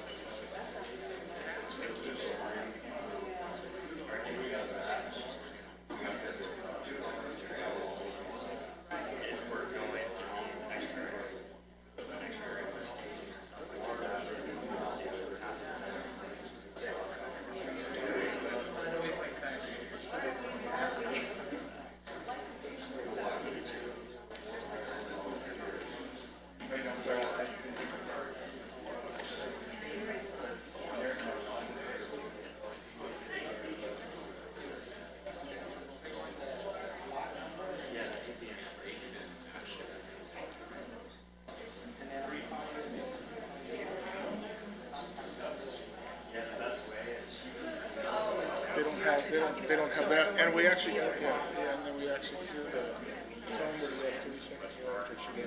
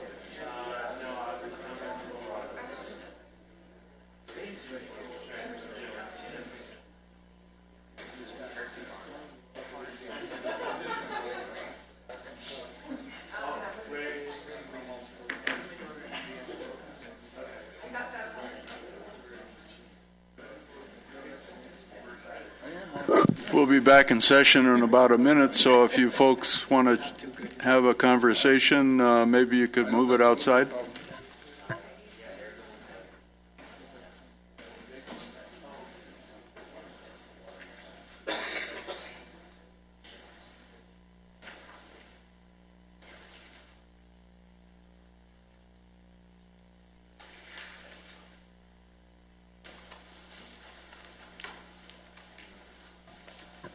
All right, then, we've reconvened, and the next item on our agenda, this is still a public hearing. Would be correct, Mr. Ludicky? Yes, your Okay. extension requests are public hearings. All right, thank you. So then, without objection, the public hearing is open on item 3, which are map extensions. The first one is 3A, tentative tract map number 60885.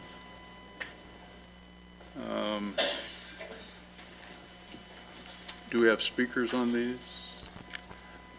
Yes, Mr. Chairman.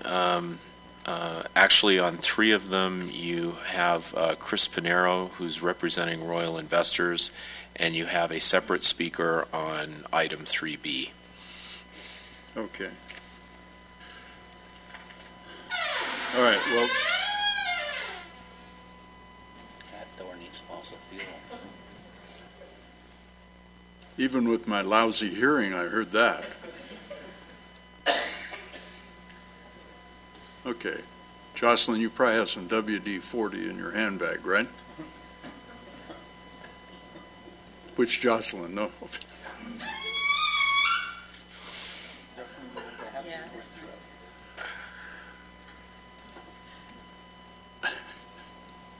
I think I'd rather go to the dentist than listen to that, yeah? All right, 3A. So would you call the speaker, please? Oh, before you do that, let's have a brief staff report. Good evening, Chairman Vos, Commissioners. We have 4 tentative track map extension requests before you. I'm going to go through them one by one. 3 of them are under the same applicant, under Royal Investors. So I'll start with the TTM 60885. The request for extension is for a map that's located approximately near Avenue J8 and 60th Street West.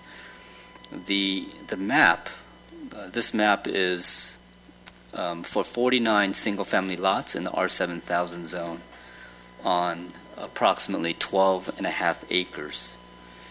As a matter of background, this map was originally approved on July 18, 2005. As with all local approvals for TTMs, they're for 2 years. So with the approval of the map in 2005, it was subject to expiration in 2007.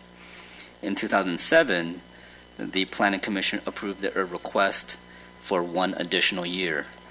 Since 2008, the state of California has granted 4 automatic time extensions. This is through the passing of SB 1185, AB 333, AB 208, and AB 116. This is applicable with all the maps that will come before you for extension requests today. The latest state extension, AB 116, which was adopted in 2013, carried the expiration of this map to 2015. And here we are in 2015. It's subject to expiration. But because we don't have another state extension before us, it is subject to expiration and is subject to local approval for the time extension. Therefore, this matter is before you for your review and consideration. Now, because the map was originally approved back in 2005, this was the conditions that applied to the approval were conditions that we would ask for considering standards and regulations back in 2005. Since this map is subject to expiration and before us for review for a time extension, staff took the opportunity to take a fresh look at the map and consider them before policies and regulations that we will apply today in 2015. So, as for tract 60885, we are recommending this map for approval for the time extension, but with revised conditions that reflect what the city would look for in a residential development in 2015. I just want to highlight some of the changes or recommended changes for TTM 60885. For this particular map, we are looking for a connection at the northernmost street to connect to the adjacent subdivision directly to the west. It's hard to articulate that without a pointer, but it's the northernmost east-west street that we're looking for a connection for going to the west.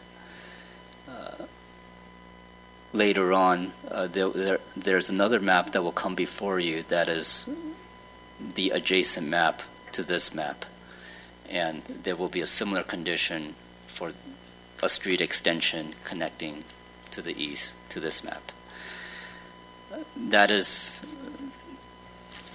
one of the main highlights of the changes that we're asking for, and the reason that the city is asking for this modification is the city's approach to well-connected neighborhoods and for increased pedestrian friendliness for families and children going to certain destinations. For this one in particular, there is a school located to the north, and we want to make sure that there were good connections for the residents living in this area to have access to that school located to the north. Additional changes for this map include other amenities specific to street design. For 60th Street West, we are asking for a separated bike lane. That is on the west side of 60th Street West. On the east side of 60th Street West, there is a condition for striping for a bike lane. The conditions are attached with the staff report for your review and consideration.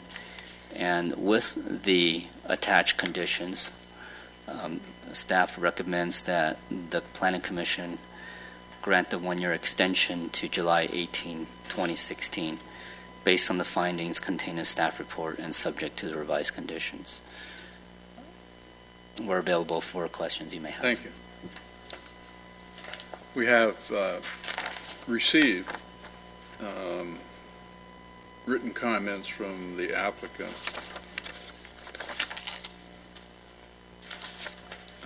Dated July 16th, contesting the conditions that are listed, including item 7, item 11, item 13, and item 15.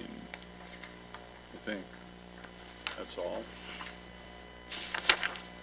We don't often get contested items before us. Typically, those issues are worked out prior to coming before us. Can you comment on that, Mr. Ng?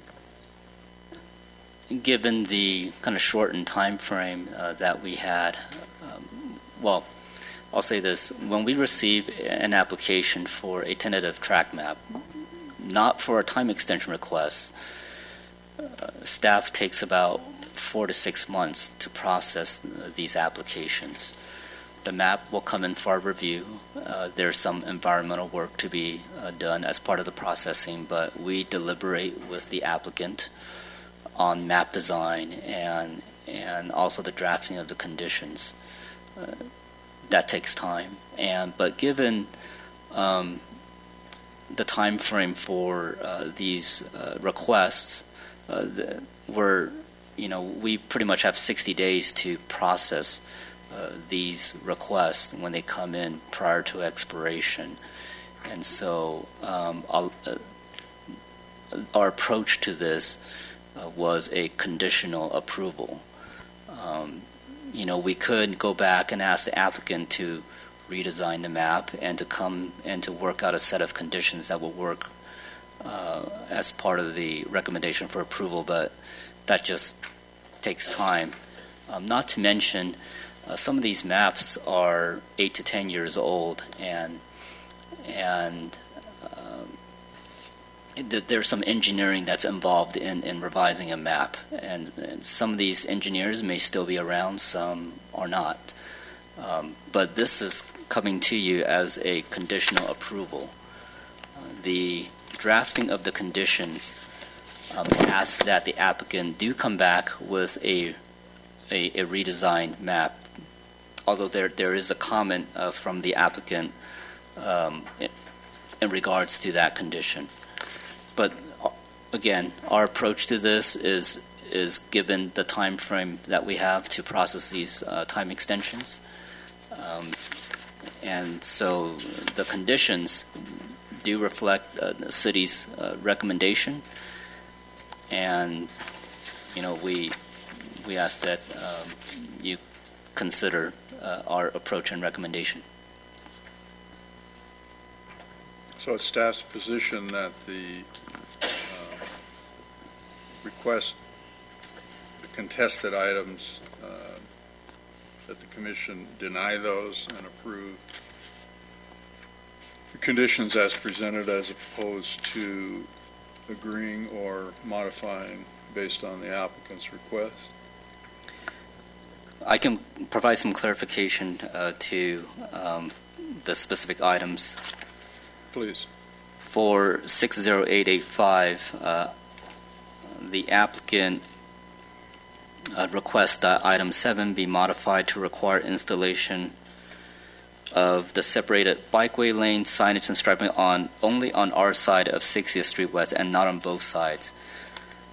In my reading of condition number 7, it does indeed only call for the separated bike lane on the west side. And so I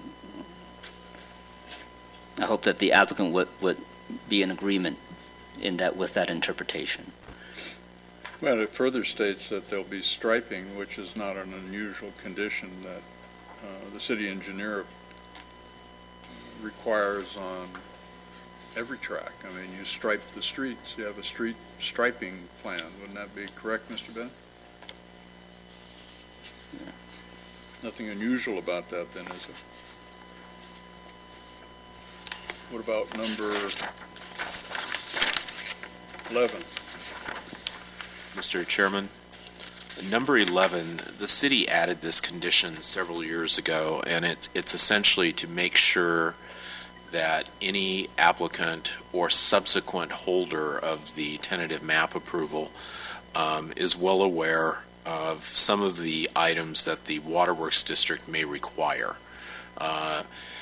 As we have with a number of other of our conditions, they are simply things that we do to put that applicant on notice. From a legal standpoint, we think it's safer that way, and they can't claim that they weren't aware of those potential requirements. I understand the applicant's position, but I don't see how condition 11 being simply a put on notice condition in any way affects their rights or any other costs. What water district is this in? Quartz Hill or LA County? I think this is Los Angeles County. So in fact, LA County Waterworks District is not issuing will serve letters nor allowing meters to be hooked up currently, right? I do not know their status as of right now. I have had $10,000 a unit status. Yes, still on the books, they certainly. But I have heard developers tell me that if they're willing to pay that down, that they will get a water meter and a connection. Okay, thank you. Item 13. Item 13 is a condition that speaks to the city's desires for more aesthetically pleasing lots. Specifically, these are for corner lots with side yard fencing. Most of the corner lots that are built in the city, they have 6-foot fencing that surrounds the rear yard, and it's 6 foot traveling along the side property lines and around the rear property lines. This condition asks that fencing be lowered in height so that there's more of an open look and open feel to houses that are built on corner lots. That's all that is addressing. It's a newer design requirement that the city is asking for, but that is what that speaks to, and the applicant is contesting that. And so, what's their alternative? There are probably different ways to achieve the same intention, different design strategies to achieve the same intention.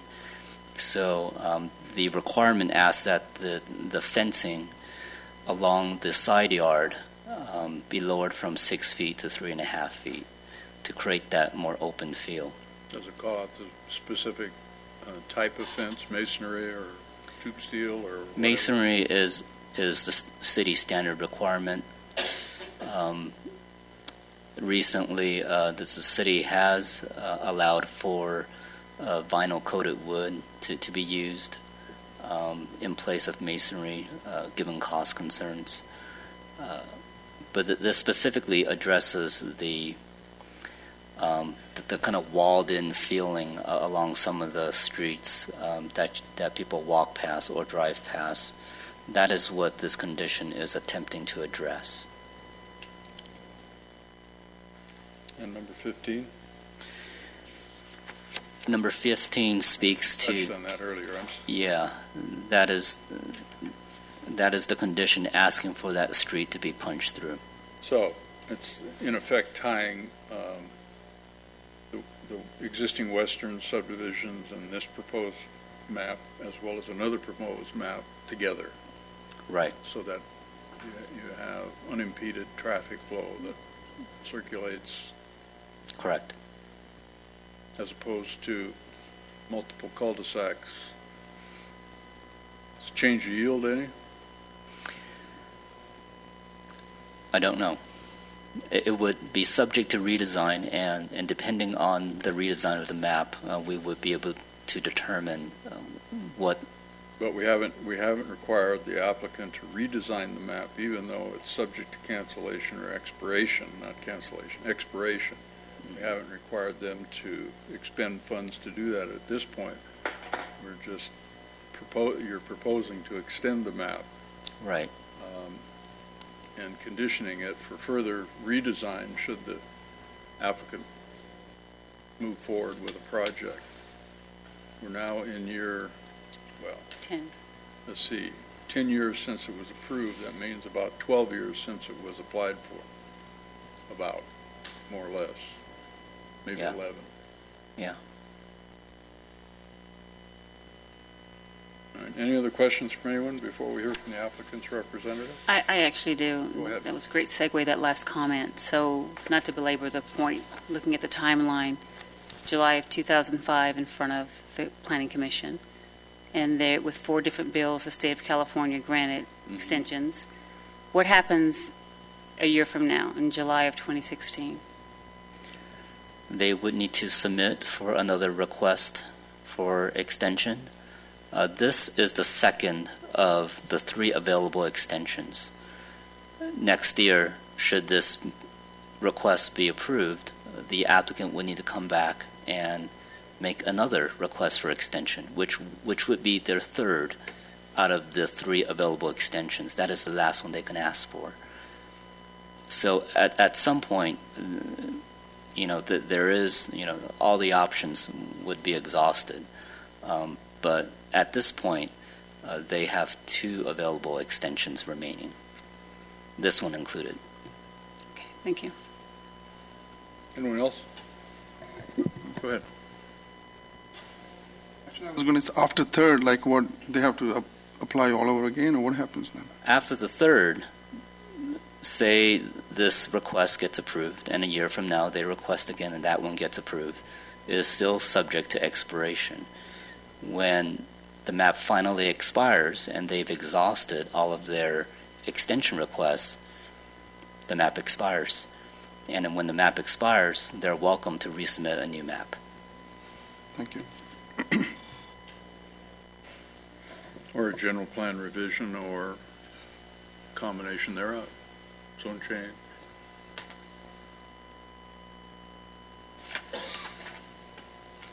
We've had that specific thing happen, what, February, March of it, or was it late last year? We had an overlay of a 7,000 square foot lot subdivision on the east side that came back to us with a higher yield, higher density, more amenities, right? That's right. They may find that they could come back with a new map that has a greater yield with more amenities.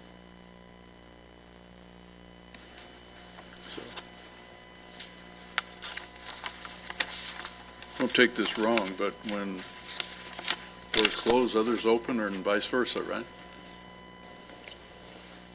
Okay. Any other questions or comments before we hear from the applicant? Nope. May we hear from the applicant?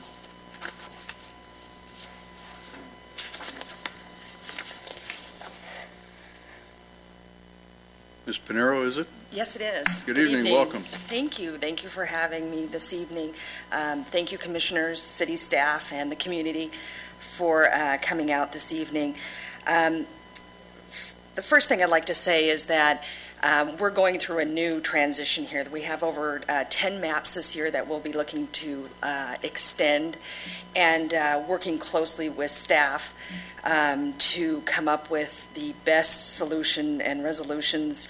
I know the city has changed some policies and guidelines over the years, and we also have some ideas for future development, including this track. I don't want to use the word contest as what we've done with presenting you with some considerations on these revised conditions. What we're looking for was input from staff. Unfortunately, we only had about a week to come back with finding these old maps, working with sometimes civil engineers that are no longer in business, and trying to respond and be ready for tonight. So again, we went through the list of revised conditions, and I think on item number 7, we were concerned that we were not only going to be conditioned to improve our side of the street, but then the other side of the street as well. And I think that east side striping is what we were questioning, why we would need to be doing both sides of the street. We understand your position as well. I think item number 13, we were looking for when you have a corner lot and you only have a 3.5-foot wall, we're looking for, as a homeowner, you're looking to have a little bit more security by having that 6-foot wall. Could we possibly do tubular steel on top of the existing 3.5-foot masonry wall, or a glass wall as well? Just some other different materials, and maybe thinking about that corner lot and being a homeowner, and what you would you feel comfortable only having a 3.5-foot wall in your side and backyard? We understand the importance of architecture and being able to open up those corners, but maybe there's some other ways to do it. So again, I think our comments were more of trying to open up dialogue with the commission and staff to maybe look at some of these items as well. And again, for item 15, we understand the city's trying to connect existing or future communities rather than having to go back and re-engineer both. There'll be 2 maps coming before you tonight. We are proposing instead either doing some type of meandering paseo or opening up a walkway in between those 2 proposed extensions that are going to be before you tonight. So again, we're looking to work with staff and understand the changes that the city's looking for, but also we have a map that we have partners and costs that are involved with revising maps and engineering costs. So we'd like to have that kept in consideration as well. The other final request we'd like to make is that a lot of these maps, again, could be extended for a year. We would like to ask that these changes that are going to be conditioned are put off until final map, rather than having to go and change these maps at this point. if we could hold off, we could make those changes at a later time rather than at the tentative map stage. Again, we have over 10 maps this year, so it'll be coming before you quite a bit. Hopefully, we'll have these, any type of issues that we feel that can be worked through prior to this time, and we'll make this hopefully a much easier, faster process. Thank you. May I ask you a couple questions?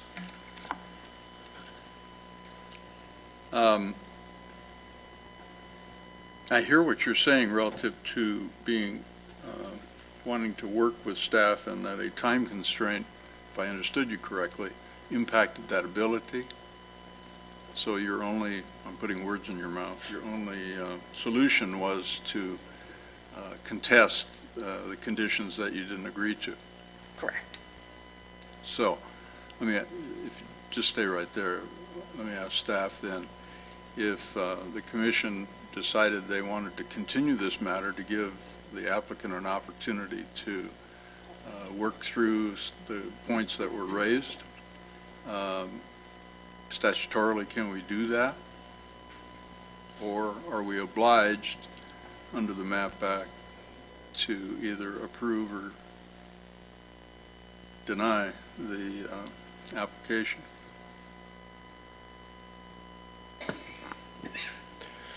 The request for the extension grants an automatic 60 days or until the commission decides. 60 days is the maximum. If the applicant agrees, we can extend that time? I don't know that you could, actually. What we've had to do in the past in those situations is the commission has granted actual extensions that beyond that 60 days where they've said, okay, we'll grant you a 30-day more extension to the next meeting to allow time to work it out. This map apparently expires on July 18th, or would have expired on July 18th. So the 60 days from that time would allow them to come back to an August meeting if the commission chose to continue the matter. Not a September meeting. But not a September one, no.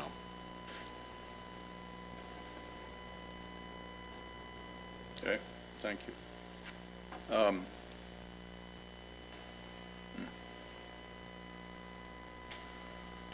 So you're hard and fast on the contested items, huh?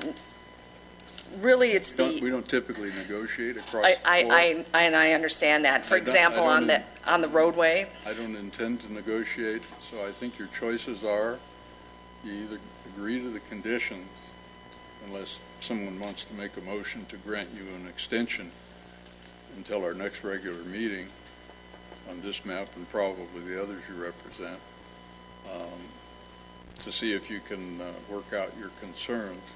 But ultimately, it has to come, the map has to come back to us, and we'll make the final determination. So unless my colleagues disagree, we'll probably give you an opportunity, if you ask for it, for another 30 days or until our next regular meeting, or accept the conditions as they are written. Well, I appreciate that, and especially with regards to the roadway. Again, we've had a week with these comments from staff. The civil engineer, Antelope Valley Civil Design, he happens to be out of the country till August. Will we lose any lots? That's what everyone would like to know. Or we gain some. Or gain some, or maybe there's a better solution to this road rather than just punching it through. It needs to be redesigned correctly. We don't want to just say we can do this without having it analyzed and looked at and having a civil engineer look at those lots. I'm speaking for myself. I think you have a 30-day opportunity. Thank you very much. So if you'd like to have that, is that your request? That would be our request for the map extension for 60885 and then 61734. That's the project that's adjacent to it. Okay. Anyone else have questions or comments for the applicant? After 10 years, I think I'm willing to give them a 30-day to go ahead and take a look at that. Thank you very much, Commissioner. Staff, you have any heartburn with that? No, we'll be happy to work with the applicant. All right, very good. All right, then, thank you. Thank you. All right, then, anyone else, any other public comments from anyone?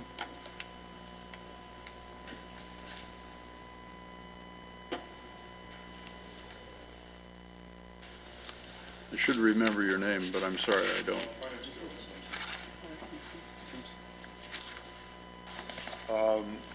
I believe I got the correct number, 885, something or other. I have a property on 60 West and J12.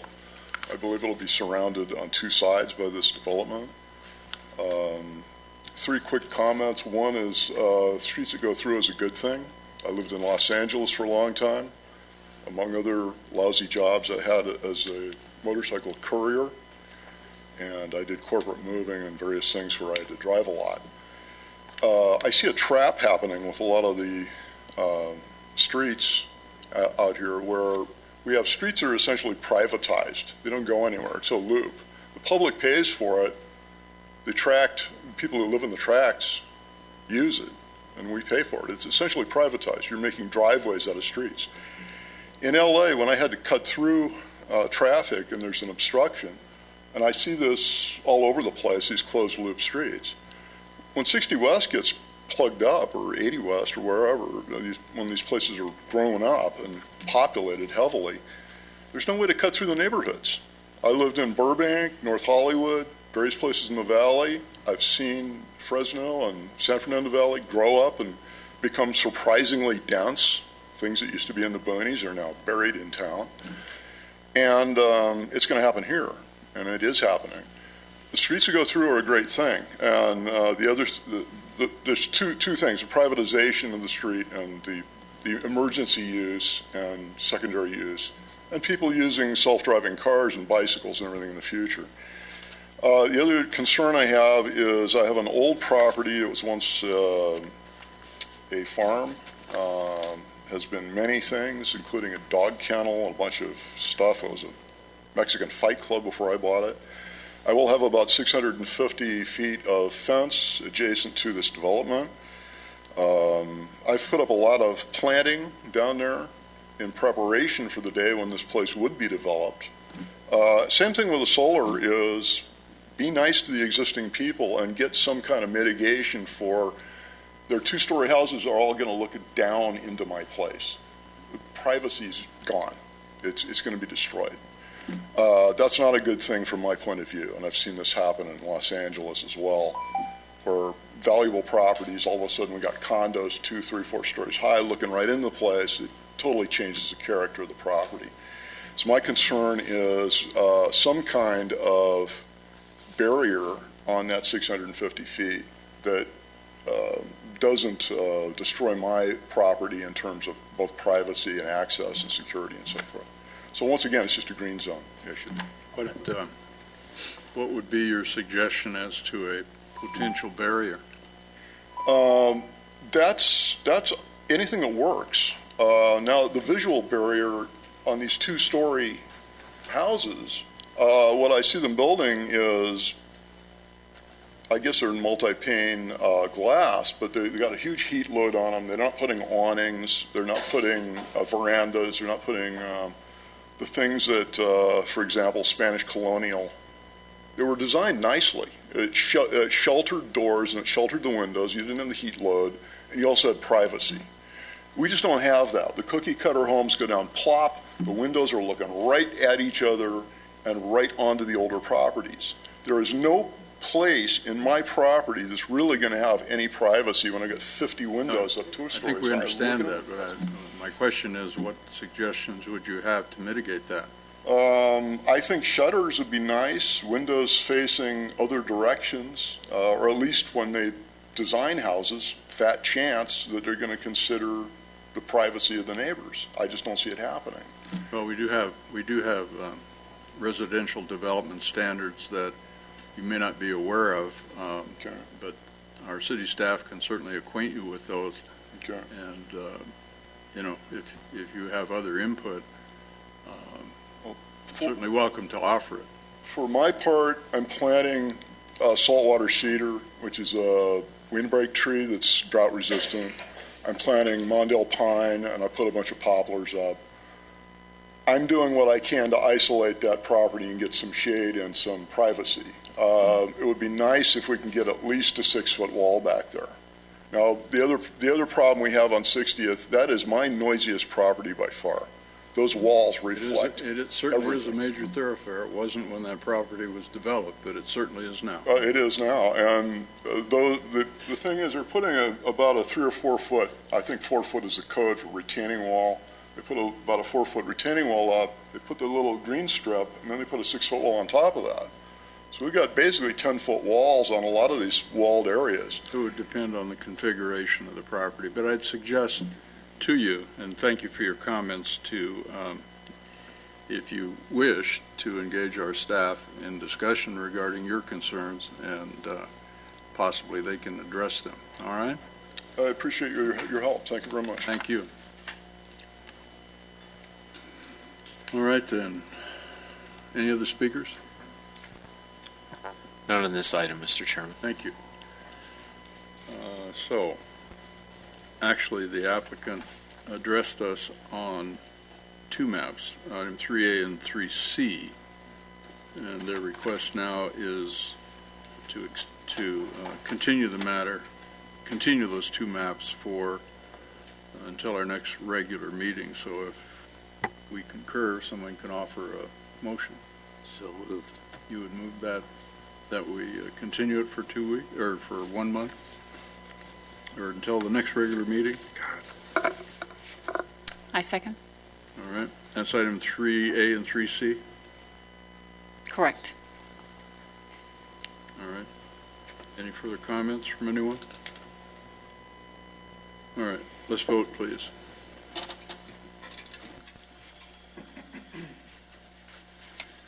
So 3A and 3C are continued. Continued to the regular August meeting. All right, very good. Thank you. All right, the next item, the public hearing is still open on tentative track number 61574, item 3B. This is United Engineering Group for a property south of K on 30th Street East. We have a speaker on this.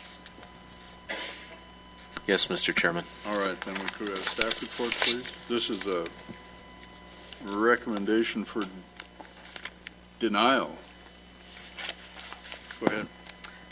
This is a request for extension for tentative track 61574. 61574 is a subdivision for 45 single-family lots in the R10,000 zone on about 26 acres, located on the southwest corner of Avenue K and 30th Street East. This request for extension is being recommended for denial based on the lack of findings contained in the staff report. In 2009, the city adopted a new general plan, and within that general plan contained some policies that requires growth to areas with adequate existing facilities and services, or which have facilities and services committed, or in areas where public services and facilities can be economically extended. In addition, there's a policy that asks that new developments be concentrated in close proximity to existing development and pedestrian areas. And last of all, there's a policy that asks that new development, or that the city consider more intense urban development in outlying portions of the urbanizing area only if designated as self-sufficient planned communities. We have a lot of maps that are subject to expiration that will come before you within the next 2 years.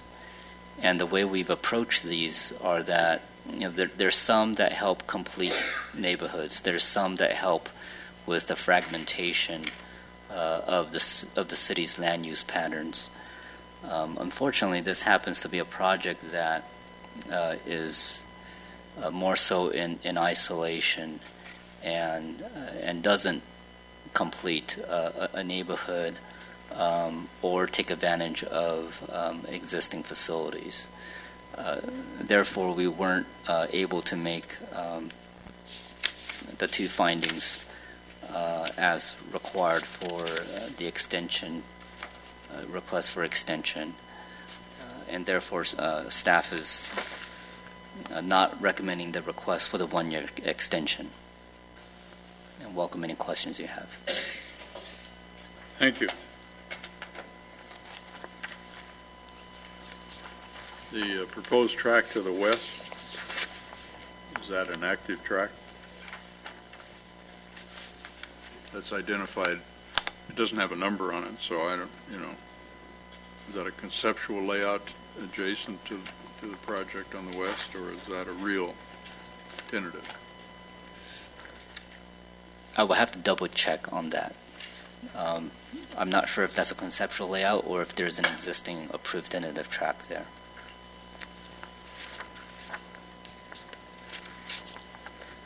Okay.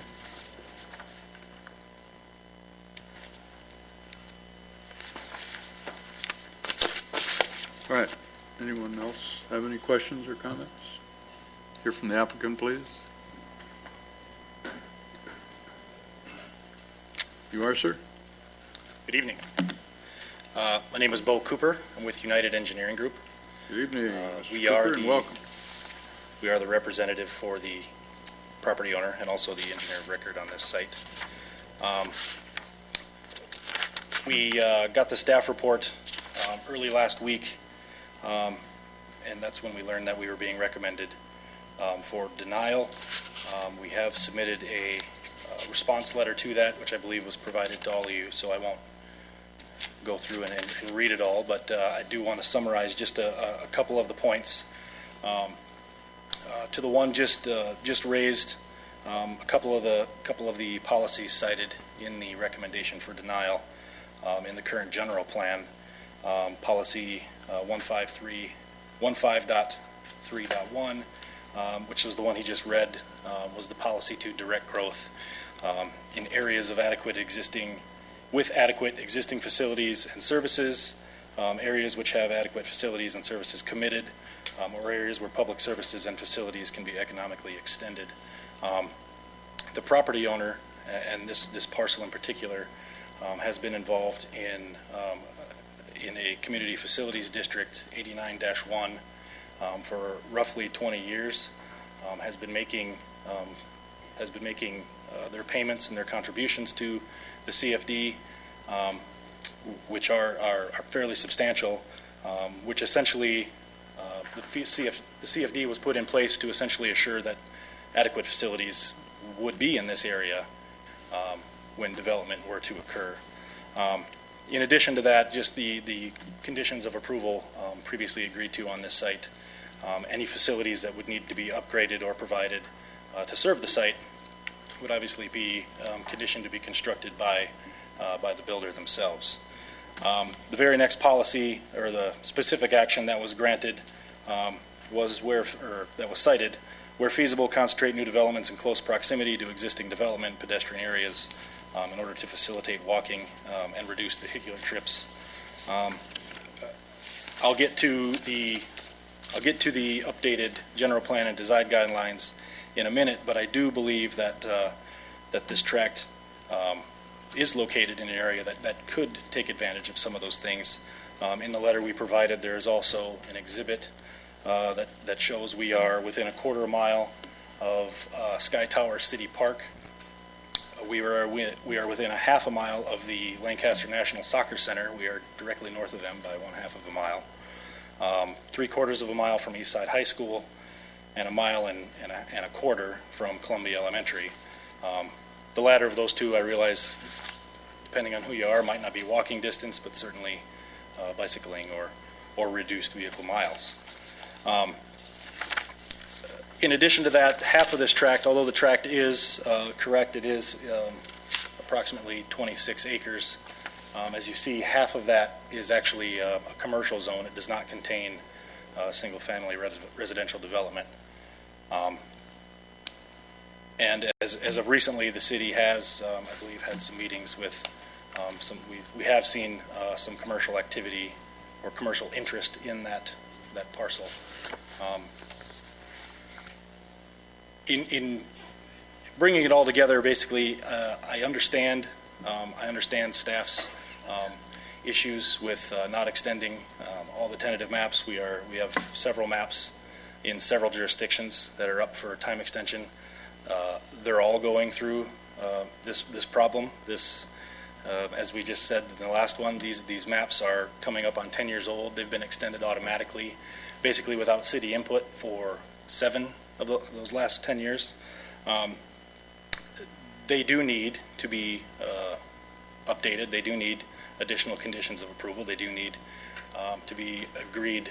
They need to agree to the updated design standards, which the track previously had some amended conditions of approval. Which that's, in a nutshell, what I'm up here asking for is a chance to sit down with staff to go over some amended conditions, go over what can be done design guideline wise, what can be done to maybe change our street sections in order to help promote more walkability to those parks and schools that I referenced.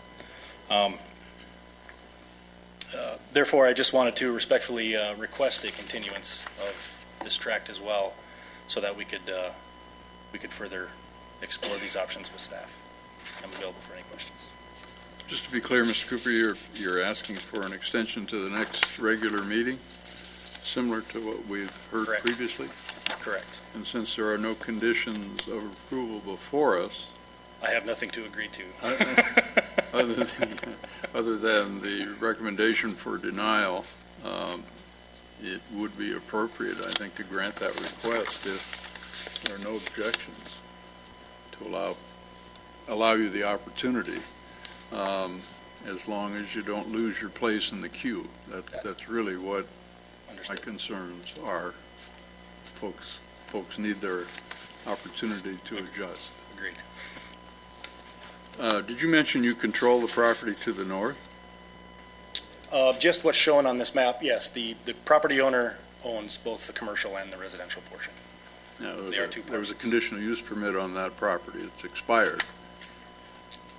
I don't believe there was a conditional use permit on the commercial portion. If it is, it's expired long ago. Tim May, wasn't it, Rob? Oh, yeah, you're right. Yep. Yes, that's correct. That is correct. May Centers or whatever, is that what he calls it? Yes, I believe so. Right. Okay. But that's not what's before us. It's only the residential piece. Correct. Okay. So, do we need a motion then to continue till the next regular meeting? Yes, we do. Who would like to make that motion? Second. Thank you. Any further comments? Thank you. Please vote.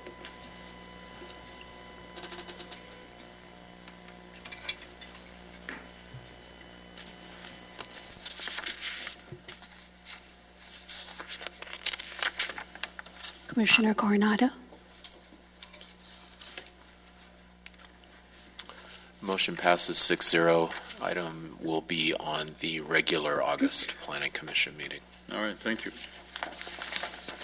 And the last item in this sequence is 3D. Royal Investors, we have the same speaker, I believe. And so, Correct. Staff report? Is it going to be very similar to the last one, or is it different? Looks like it's different. Go ahead. TTM 62485 is located on the east part of Lancaster, on the southwest corner of 30th Street East and future Nugent Street. It's a subdivision for 39 single-family lots in the R7000 zone on approximately 10 acres. Given the adjacent uses, staff is not recommending major design changes to this tract. There's a neighborhood directly to the north.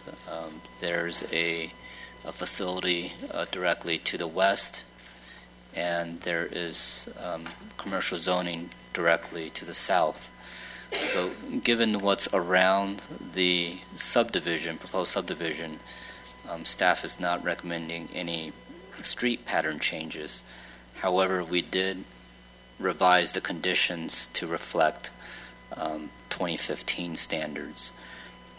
The applicant has provided a letter addressing some of the same concerns that were addressed in the previous tracks, minus the one design change for the street in the other subdivision. So this is a recommendation for approval for granting the one-year extension with the revised conditions.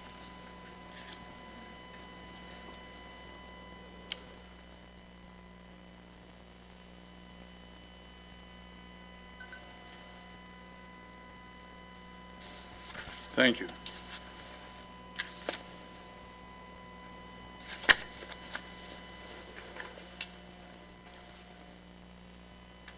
So item 9 in their letter talks about 9 be removed, and that's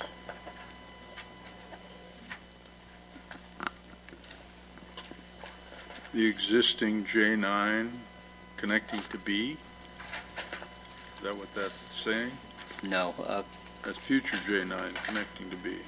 Item number 9 refers to the water condition that Brian had discussed earlier.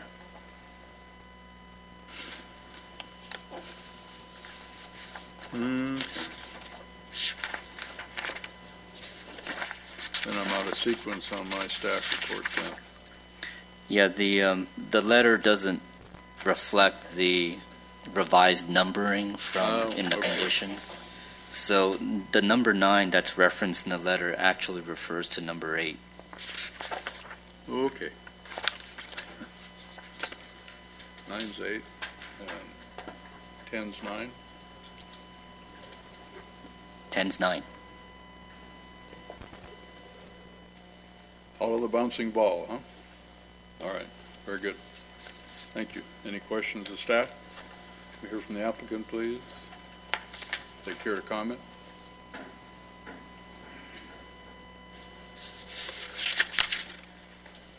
Thank you, Commissioners. Chris Panero again, Welcome representing back. the Royal Investors Group. I'd like to rescind our previous letter and request approval of the extension this evening. Thank you. All right, very good. Thank you. All right. Anything else from staff? I understood the applicants are rescinding their letter and wish to have it approved as recommended. That be correct? That's the way it sounds. Go ahead. Is it appropriate to make a motion at this point? It is. All right, will do. I move that we grant a one-year extension to July 17th, 2016, based on the findings contained in the staff report and subject to the revised conditions list attachment to resolution number 06-58. Second that. Thank you. Anything further? Please vote.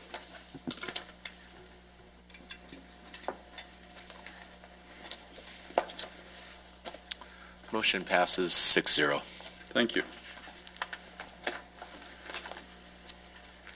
All right, next item is also a public hearing, which continues to be open on tentative track map 72648. This is item number 4. Right. So, do we have a speaker on this one? Mr. Chairman, we have a representative of the applicant. Okay, then we should have a staff report, please. Tentative draft map 72648 is a subdivision into 24 single-family lots, including 22 lots for single-family homes and 2 lots for a retention basin. This is located in an R7000 single-family zone on approximately 6 gross acres at the northeast corner of New Grove and 65th Street West. The conditions have been drafted so that the applicant would be required to provide all necessary street improvements and for the development of the future lots. It's adjacent to a partially constructed subdivision located to the south, and there is another map that will come before you that's located to the east of this project site. Staff is recommending approval for this subdivision with the conditions attached, and we welcome any questions you may have. Thank you. Do we have any comments or questions from staff or from members? Excuse me. All right, shall we hear from the applicant? By the way, we have an uncontested letter on this particular map, I believe. Excuse me. Yes, Right. my name is Dennis Sloan with Bruin Engineering. You sure are, Dennis. Nice to see you. Nice seeing you again. Yeah, we did submit a non-contested letter. So, and mostly just here to say, we've read the conditions, we're in agreement with them, and just have any questions, I'm here to answer them. All right, very good. Thank you. Okay. Any from anyone? All right. So this is partially in this particular area generally is in an inundation area that has been partially mitigated through the years. And the tract to this, the partially developed tract to the south has some operational issues and safety issues.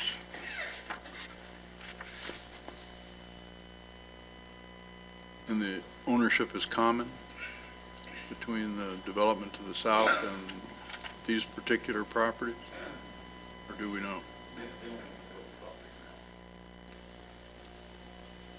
Say again? Yeah. Global owns both properties. All of it? They own all of them. So, okay. And they've been in the process of constantly cleaning up the 99 lots to the south. And they've done a lot of improvements to get rid of the the flooding that occurred when the big storms, built an off-site channel to relieve all that.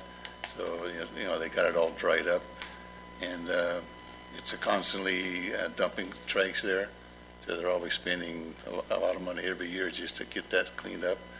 And right now they're in the process of installing security cameras to help try to alleviate that. They tend to get legs, those security cameras. What's that? They tend to get legs. Yeah, they're supposed to be mounting them pretty high to try to alleviate that, but that's an ongoing problem too.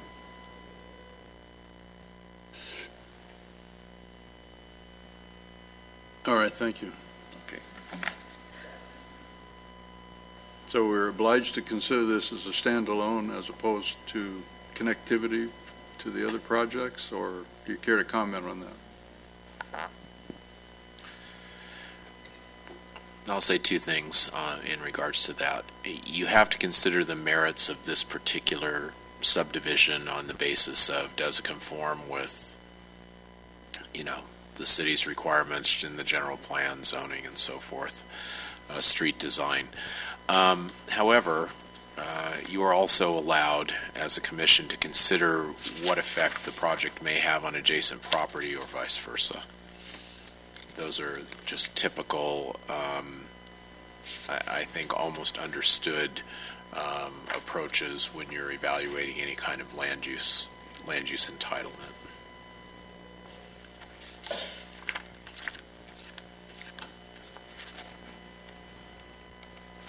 So what recommendations is staff making beyond the normal,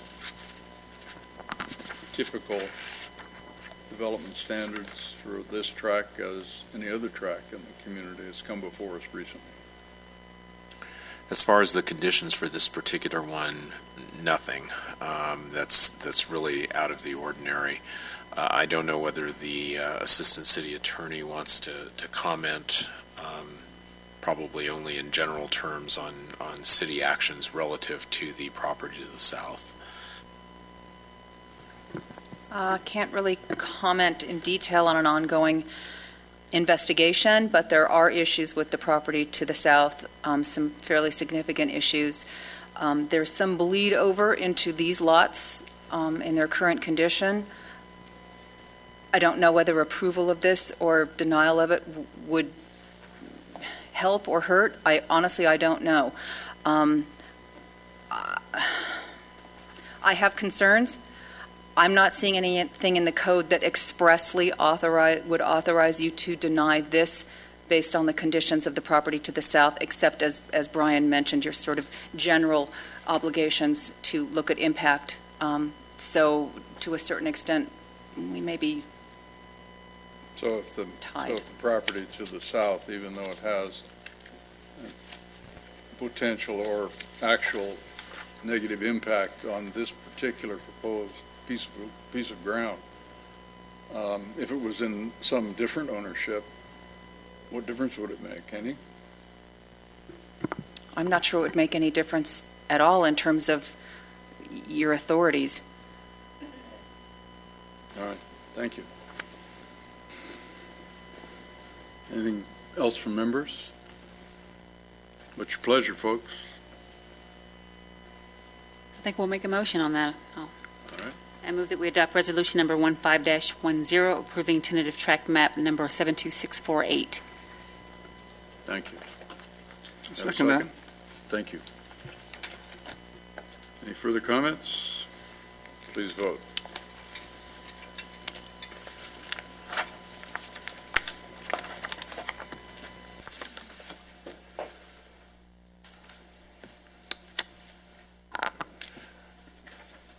Motion is approved, 6-0. Thank you. The last tentative map we have is item number 5, tentative tract map 72649, and the public hearing is open on that matter. We have a speaker, Mr. Sloan. Yes. Brief staff report. This tract, 72649, is located 2 parcels east of the previous tract that we just looked at. It's 3 acres for 12 single-family lots in the R7000 zone. Again, the conditions have been drafted so that the city can ask for street improvements, and this map does conform with the city's general plan and development standards. And with that, the city recommends this map for approval with the conditions attached. Thank you. And we have received a unconditional letter from the applicant's representative, Mr. Sloan. If you care to comment, you're certainly welcome to. Pretty much the same. I'm here to respond to any questions you have. I would like to just add one thing as far as the history of that tract to the south, not trying to defend it so much as maybe defending it, I guess, but just the history of it is that the original developer, when everything hit the fan, it just left town and left the basin, and wasn't finished, and that's where it left. The track was all flooded. It had 3 or 4 feet of water standing inside the track, and so they left it. They lost it. Went back to the bank. That bank went under. Another bank took over, and then that bank finally sold it to Global, who spent a lot of money cleaning it up and got rid of the flooding, and and tried to kind of save that project from being just a mess with flooding continually. So they're trying to get it cleaned up so that make it saleable. I did meet with a potential buyer last week on that property. So I mean, there is some progress being made. And I just wanted to add that. Thank you. All right, what's your pleasure, folks? I make a motion that we adopt resolution number 15-11 approving tentative draft map number 72649. Thank you. Have a Second. Go ahead. I second. Thank you. All right.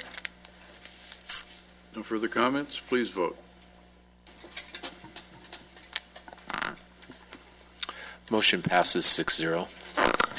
I am curious to know what that looks like after the rain that we've had over the last 3 days, just out of curiosity, that flooding area. Yeah, the basin has water in it, but when the basin fills to a certain level, and my client had built an off-site channel that keeps the water from getting back up into that old track. So there's going to be water in the basin adjacent to that track, but that channel moves water over to 60th and then into the moat. So the track itself is going to be still dry. Thank you. Thank you. All right. Next item is new business. This is public comments on the draft environmental impact report for the Del Sur Solar Project. This is an item that the commission will hear comments but not respond, nor offer comments, actually. I don't know if we have speaker cards on this. All right. So did I explain it adequately? You did. All right. So the public hearing, speaker opportunities are open. So if anyone cares to speak on this particular draft environmental impact report for the Del Sur Solar Project, you have an opportunity now. Anyone? Going once, going twice? No comments. So the opportunity to address us on the environmental impact report for Del Sur Solar is completed. The next item of business is proposed revisions to the alcohol beverage ordinance. Mr. Ludicky. You ran away from home. Mr. Ludicky had to step aside for a moment. If we can just maybe take a minute or two break. Okay. We'll take a short minute or two.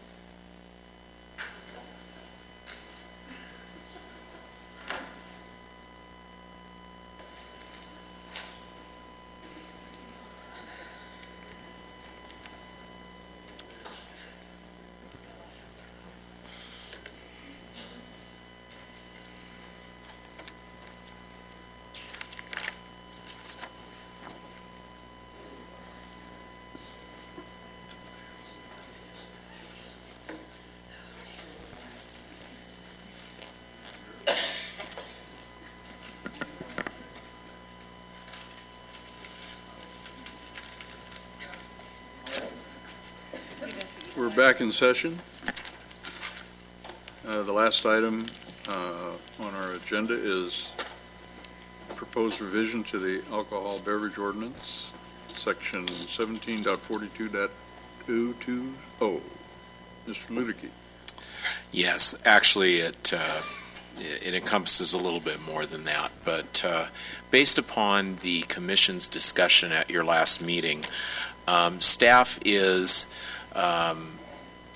put together what we think are some proposed amendments into the city's alcohol ordinance that would address some of the issues that you identified. And I just wanted to go over with you briefly what we're looking at.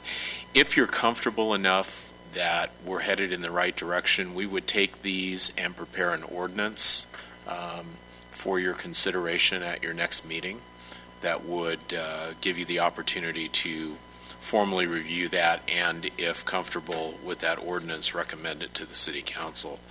And revolves around several different items, but really tied mostly to the convenience store issue. What we would like to do is change, number one, the definition of what a convenience market is. The whole idea of a convenience market when the code was drafted was to find a way to identify what you might call the small food market. Sometimes those are ethnic based, but there are places that actually carry grocery, meat, and variety of items. But what we're finding potentially is that a number of convenience market requests that have come before you probably are skirting on the very edge of being that type of convenience market that we looked at. So what we're recommending for your consideration is that you take the definition of that, increase the percentage of the floor area that would have to be devoted to fresh meat and produce from the current 10% to 15%, and tied with that, reduce what the amount of gross floor area would be that would be devoted to alcohol sales for what are known as incidental sales establishments.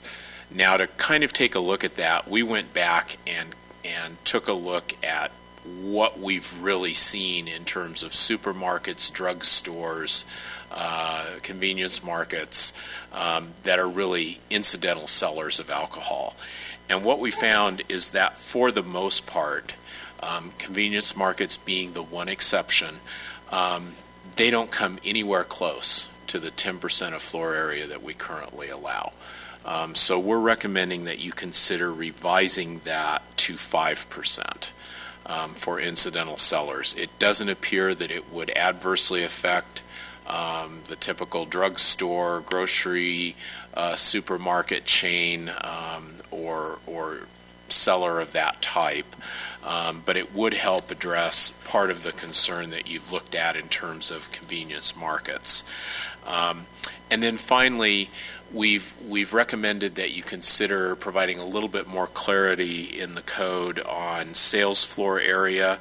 So we've included a proposal to you, which would be a new definition in the alcohol ordinance that defines a little more clearly what is actually included in that definition of sales floor area, so that when you make a calculation on either area of fresh produce, fresh meat sales, or sales and display of alcoholic beverages, that it's clear how that gets measured and done. I think particularly in the last convenience market that you looked at, there was some question about, is this area really part of that? Is this area considered part of that display area? So we've tried to clarify that a little bit more for you.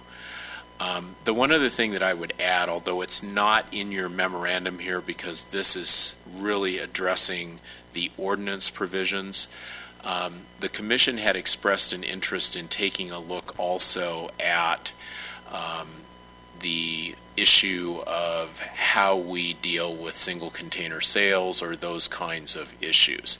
I'm not prepared really to address that at all to any extent this evening. However, Mike Cooper, who you may remember has had quite a long association with the city from the Sheriff's Department here, is available if you would just like to take this opportunity to kind of ask about the sheriff's perspective in terms of single container sales and how that affects law enforcement or crime or other kinds of issues. So that's my report. Very good, thank you. Would you folks like to hear from Deputy Cooper? Yes, sure. Yep. Please join us. Did you bring any samples? And how was the cross-country trip? It was great. 7,000 miles, LA to New York City and back. Wow. I drugged my 3 grandkids back with me for the rest of the summer. Great trip. Mike Cooper, currently Reserve Deputy Sheriff now at the Lancaster Station. And as Brian mentioned, I'm previous, city liaison, and for 15 years, the Sheriff's Liaison to Alcoholic Beverage Control for licensing and enforcement.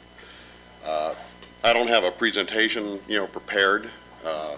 I'd be happy to answer any questions you have regarding sales of, single containers.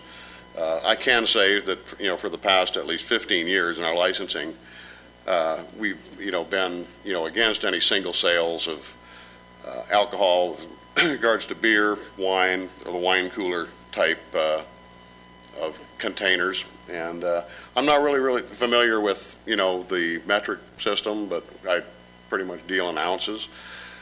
With beer, we're pretty much 40 ounce is the smallest as far as, single containers. Wine coolers, Bartles and James don't really know what they unleashed when they started their thing. There's so many now, alcoholic beverages, 15 different flavors of Mike's Hard Lemonade and, Smirnoff. There's, fruity, tasty alcoholic beverages. Those, we don't like to see in less than containers of at least 4 packs. Reason being, single containers of alcohol generally get opened up as soon as the person walks out the door. And they'll either consume it as they're walking away, or they'll go around where they can't be seen and they'll hang right where they're at. And it causes, loitering, which can, cause some other criminal type activities. Or they're consumed if the person is driving just before they pull away from the location. They'll buy 1 or 2. Remember, they used to be called freeway flyers. So it tends to allow people to drink while they're driving away and, drink in public, which is basically against the law anyway. And it allows for just, loitering around areas, and it's just an unsafe environment. So we have always, for off-sale licensees, we've always recommended no single sales. Available for any questions? Very good, thank you. Anyone have it?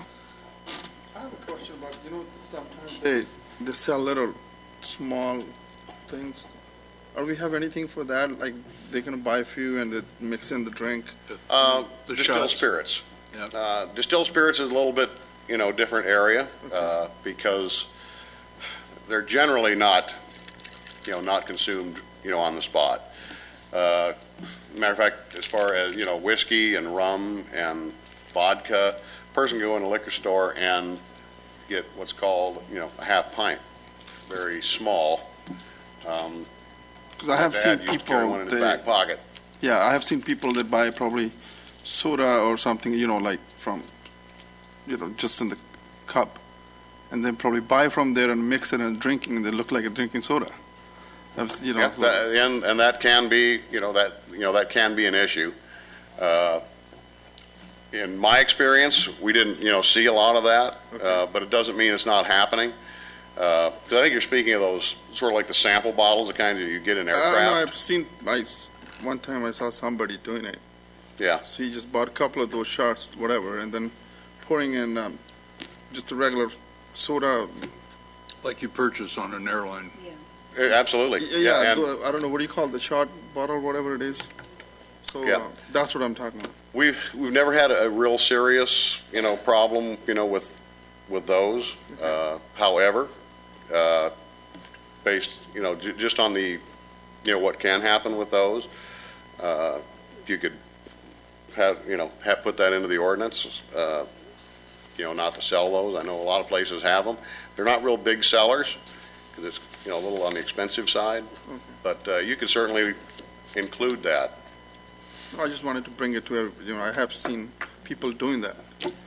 I believe you. Deputy Cooper, what brought this all up is we had somebody that wanted to sell single beers in 22 ounces, and they were supposedly the craft beers, and I was told that they were very expensive type of things, and they wouldn't be consumed in a parking lot, and the reason why they wanted to have them as singles was so they could try several different kinds out. What would be your recommendation? Just keep it at 40, or?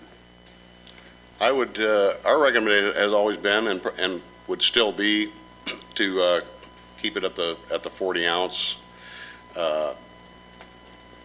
22 ounce it's still in the area where, generally it's probably going to get consumed, on the spot.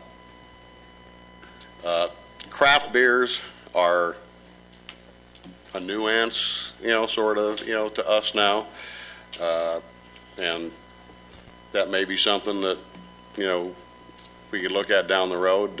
It's all come on pretty fast now. And frankly, I haven't had a lot of experience with, craft beers as far as a person buying a craft beer. But I can understand the logic behind, well, I'd like to try one of these before I buy 6 of them. But I'm afraid if I had to go one way or another, I would have to stay with, based on my experience, stay with the 40 ounce requirement. Another suggestion, Randy, maybe we can do like a Bartles and James and make it a 4-pack instead of a single can. Well, some of those craft beers, that'd be a $30 4-pack. Well, if they're that good, what the heck? Folks would want to spend that, wouldn't they? Mm-hmm. Some of them are probably wondering where the horse was they got it from. Today, I had I'm not sure if it was the fortune or misfortune to peruse the LA Times, and an article popped up about the city of Hesperia on a second reading of an ordinance that limits the availability in all existing and new purveyors, off-site sales,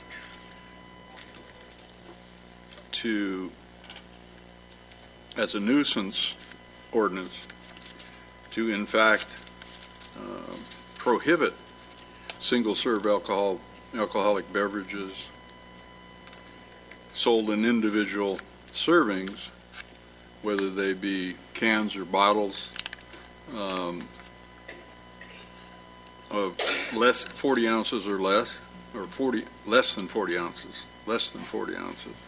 And containers of wine have to be at least 750 milliliters, and distilled spirits 375 milliliters, which is a half pint, right? As we older people know it. You young guys don't know what that is. You have no idea. So, I thought it was very interesting. It's the second reading of an ordinance that apparently has been adopted by a number of cities in San Bernardino County. I passed it on to our city attorney and director to have a look at it. I'm intrigued with it, and it may be something that's worth our time to investigate, and it may well be something that we want to consider recommending to the city council. Again, it's some of the comments are anecdotal, but there are apparently some studies that have been done with the nexus between the sales and consumption of single beverage containers and crime.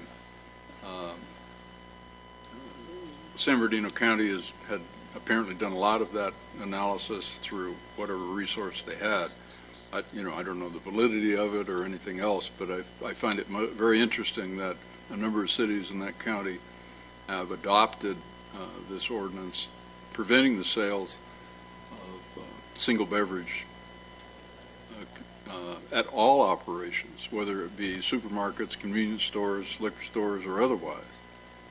So, Yeah, sir, there is a correlation to single sales and crime, and that's why, the Department of Alcoholic Beverage Control, they restrict it, we restrict it, and there's a lot of places that are grandfathered in that are still able to do this, and, the crime rates around those places are generally higher consistently, mainly because of the fact that a lot of the alcohol is consumed on or near the property.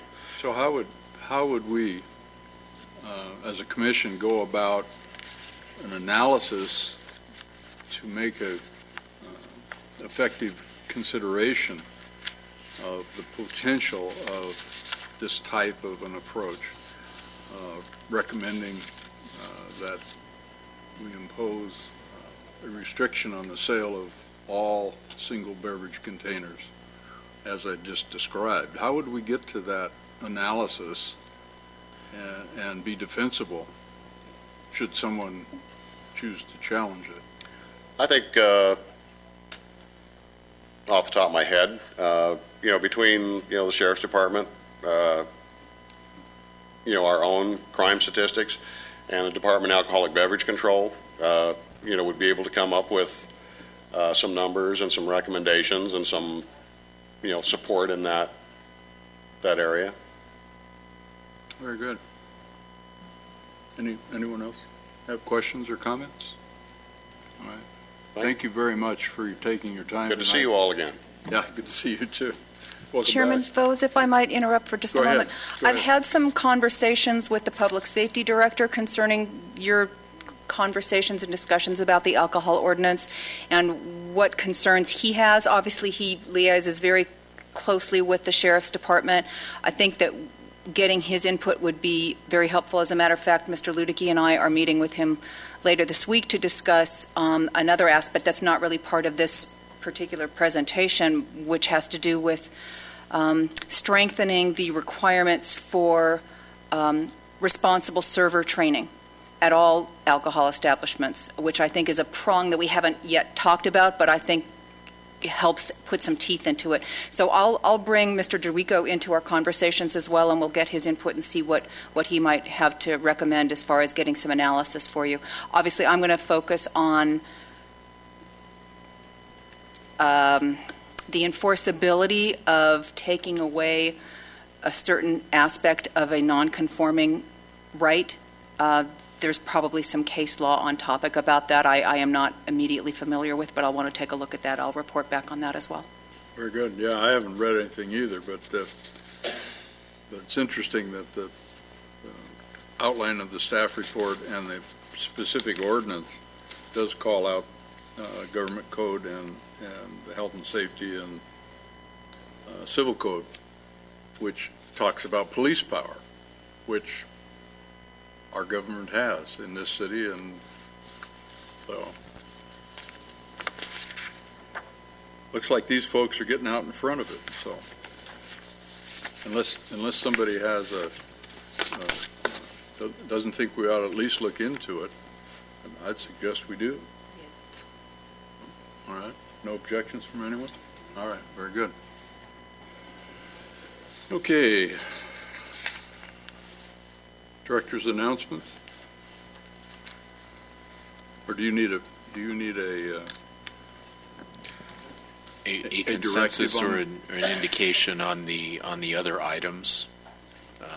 I didn't hear any objections raised, so I took it to mean that we should proceed to put it in an ordinance format so we can consider it and have a public hearing, I suppose. Yeah, we'll do that so you can take testimony as well as deliberate. Very good. Thank you.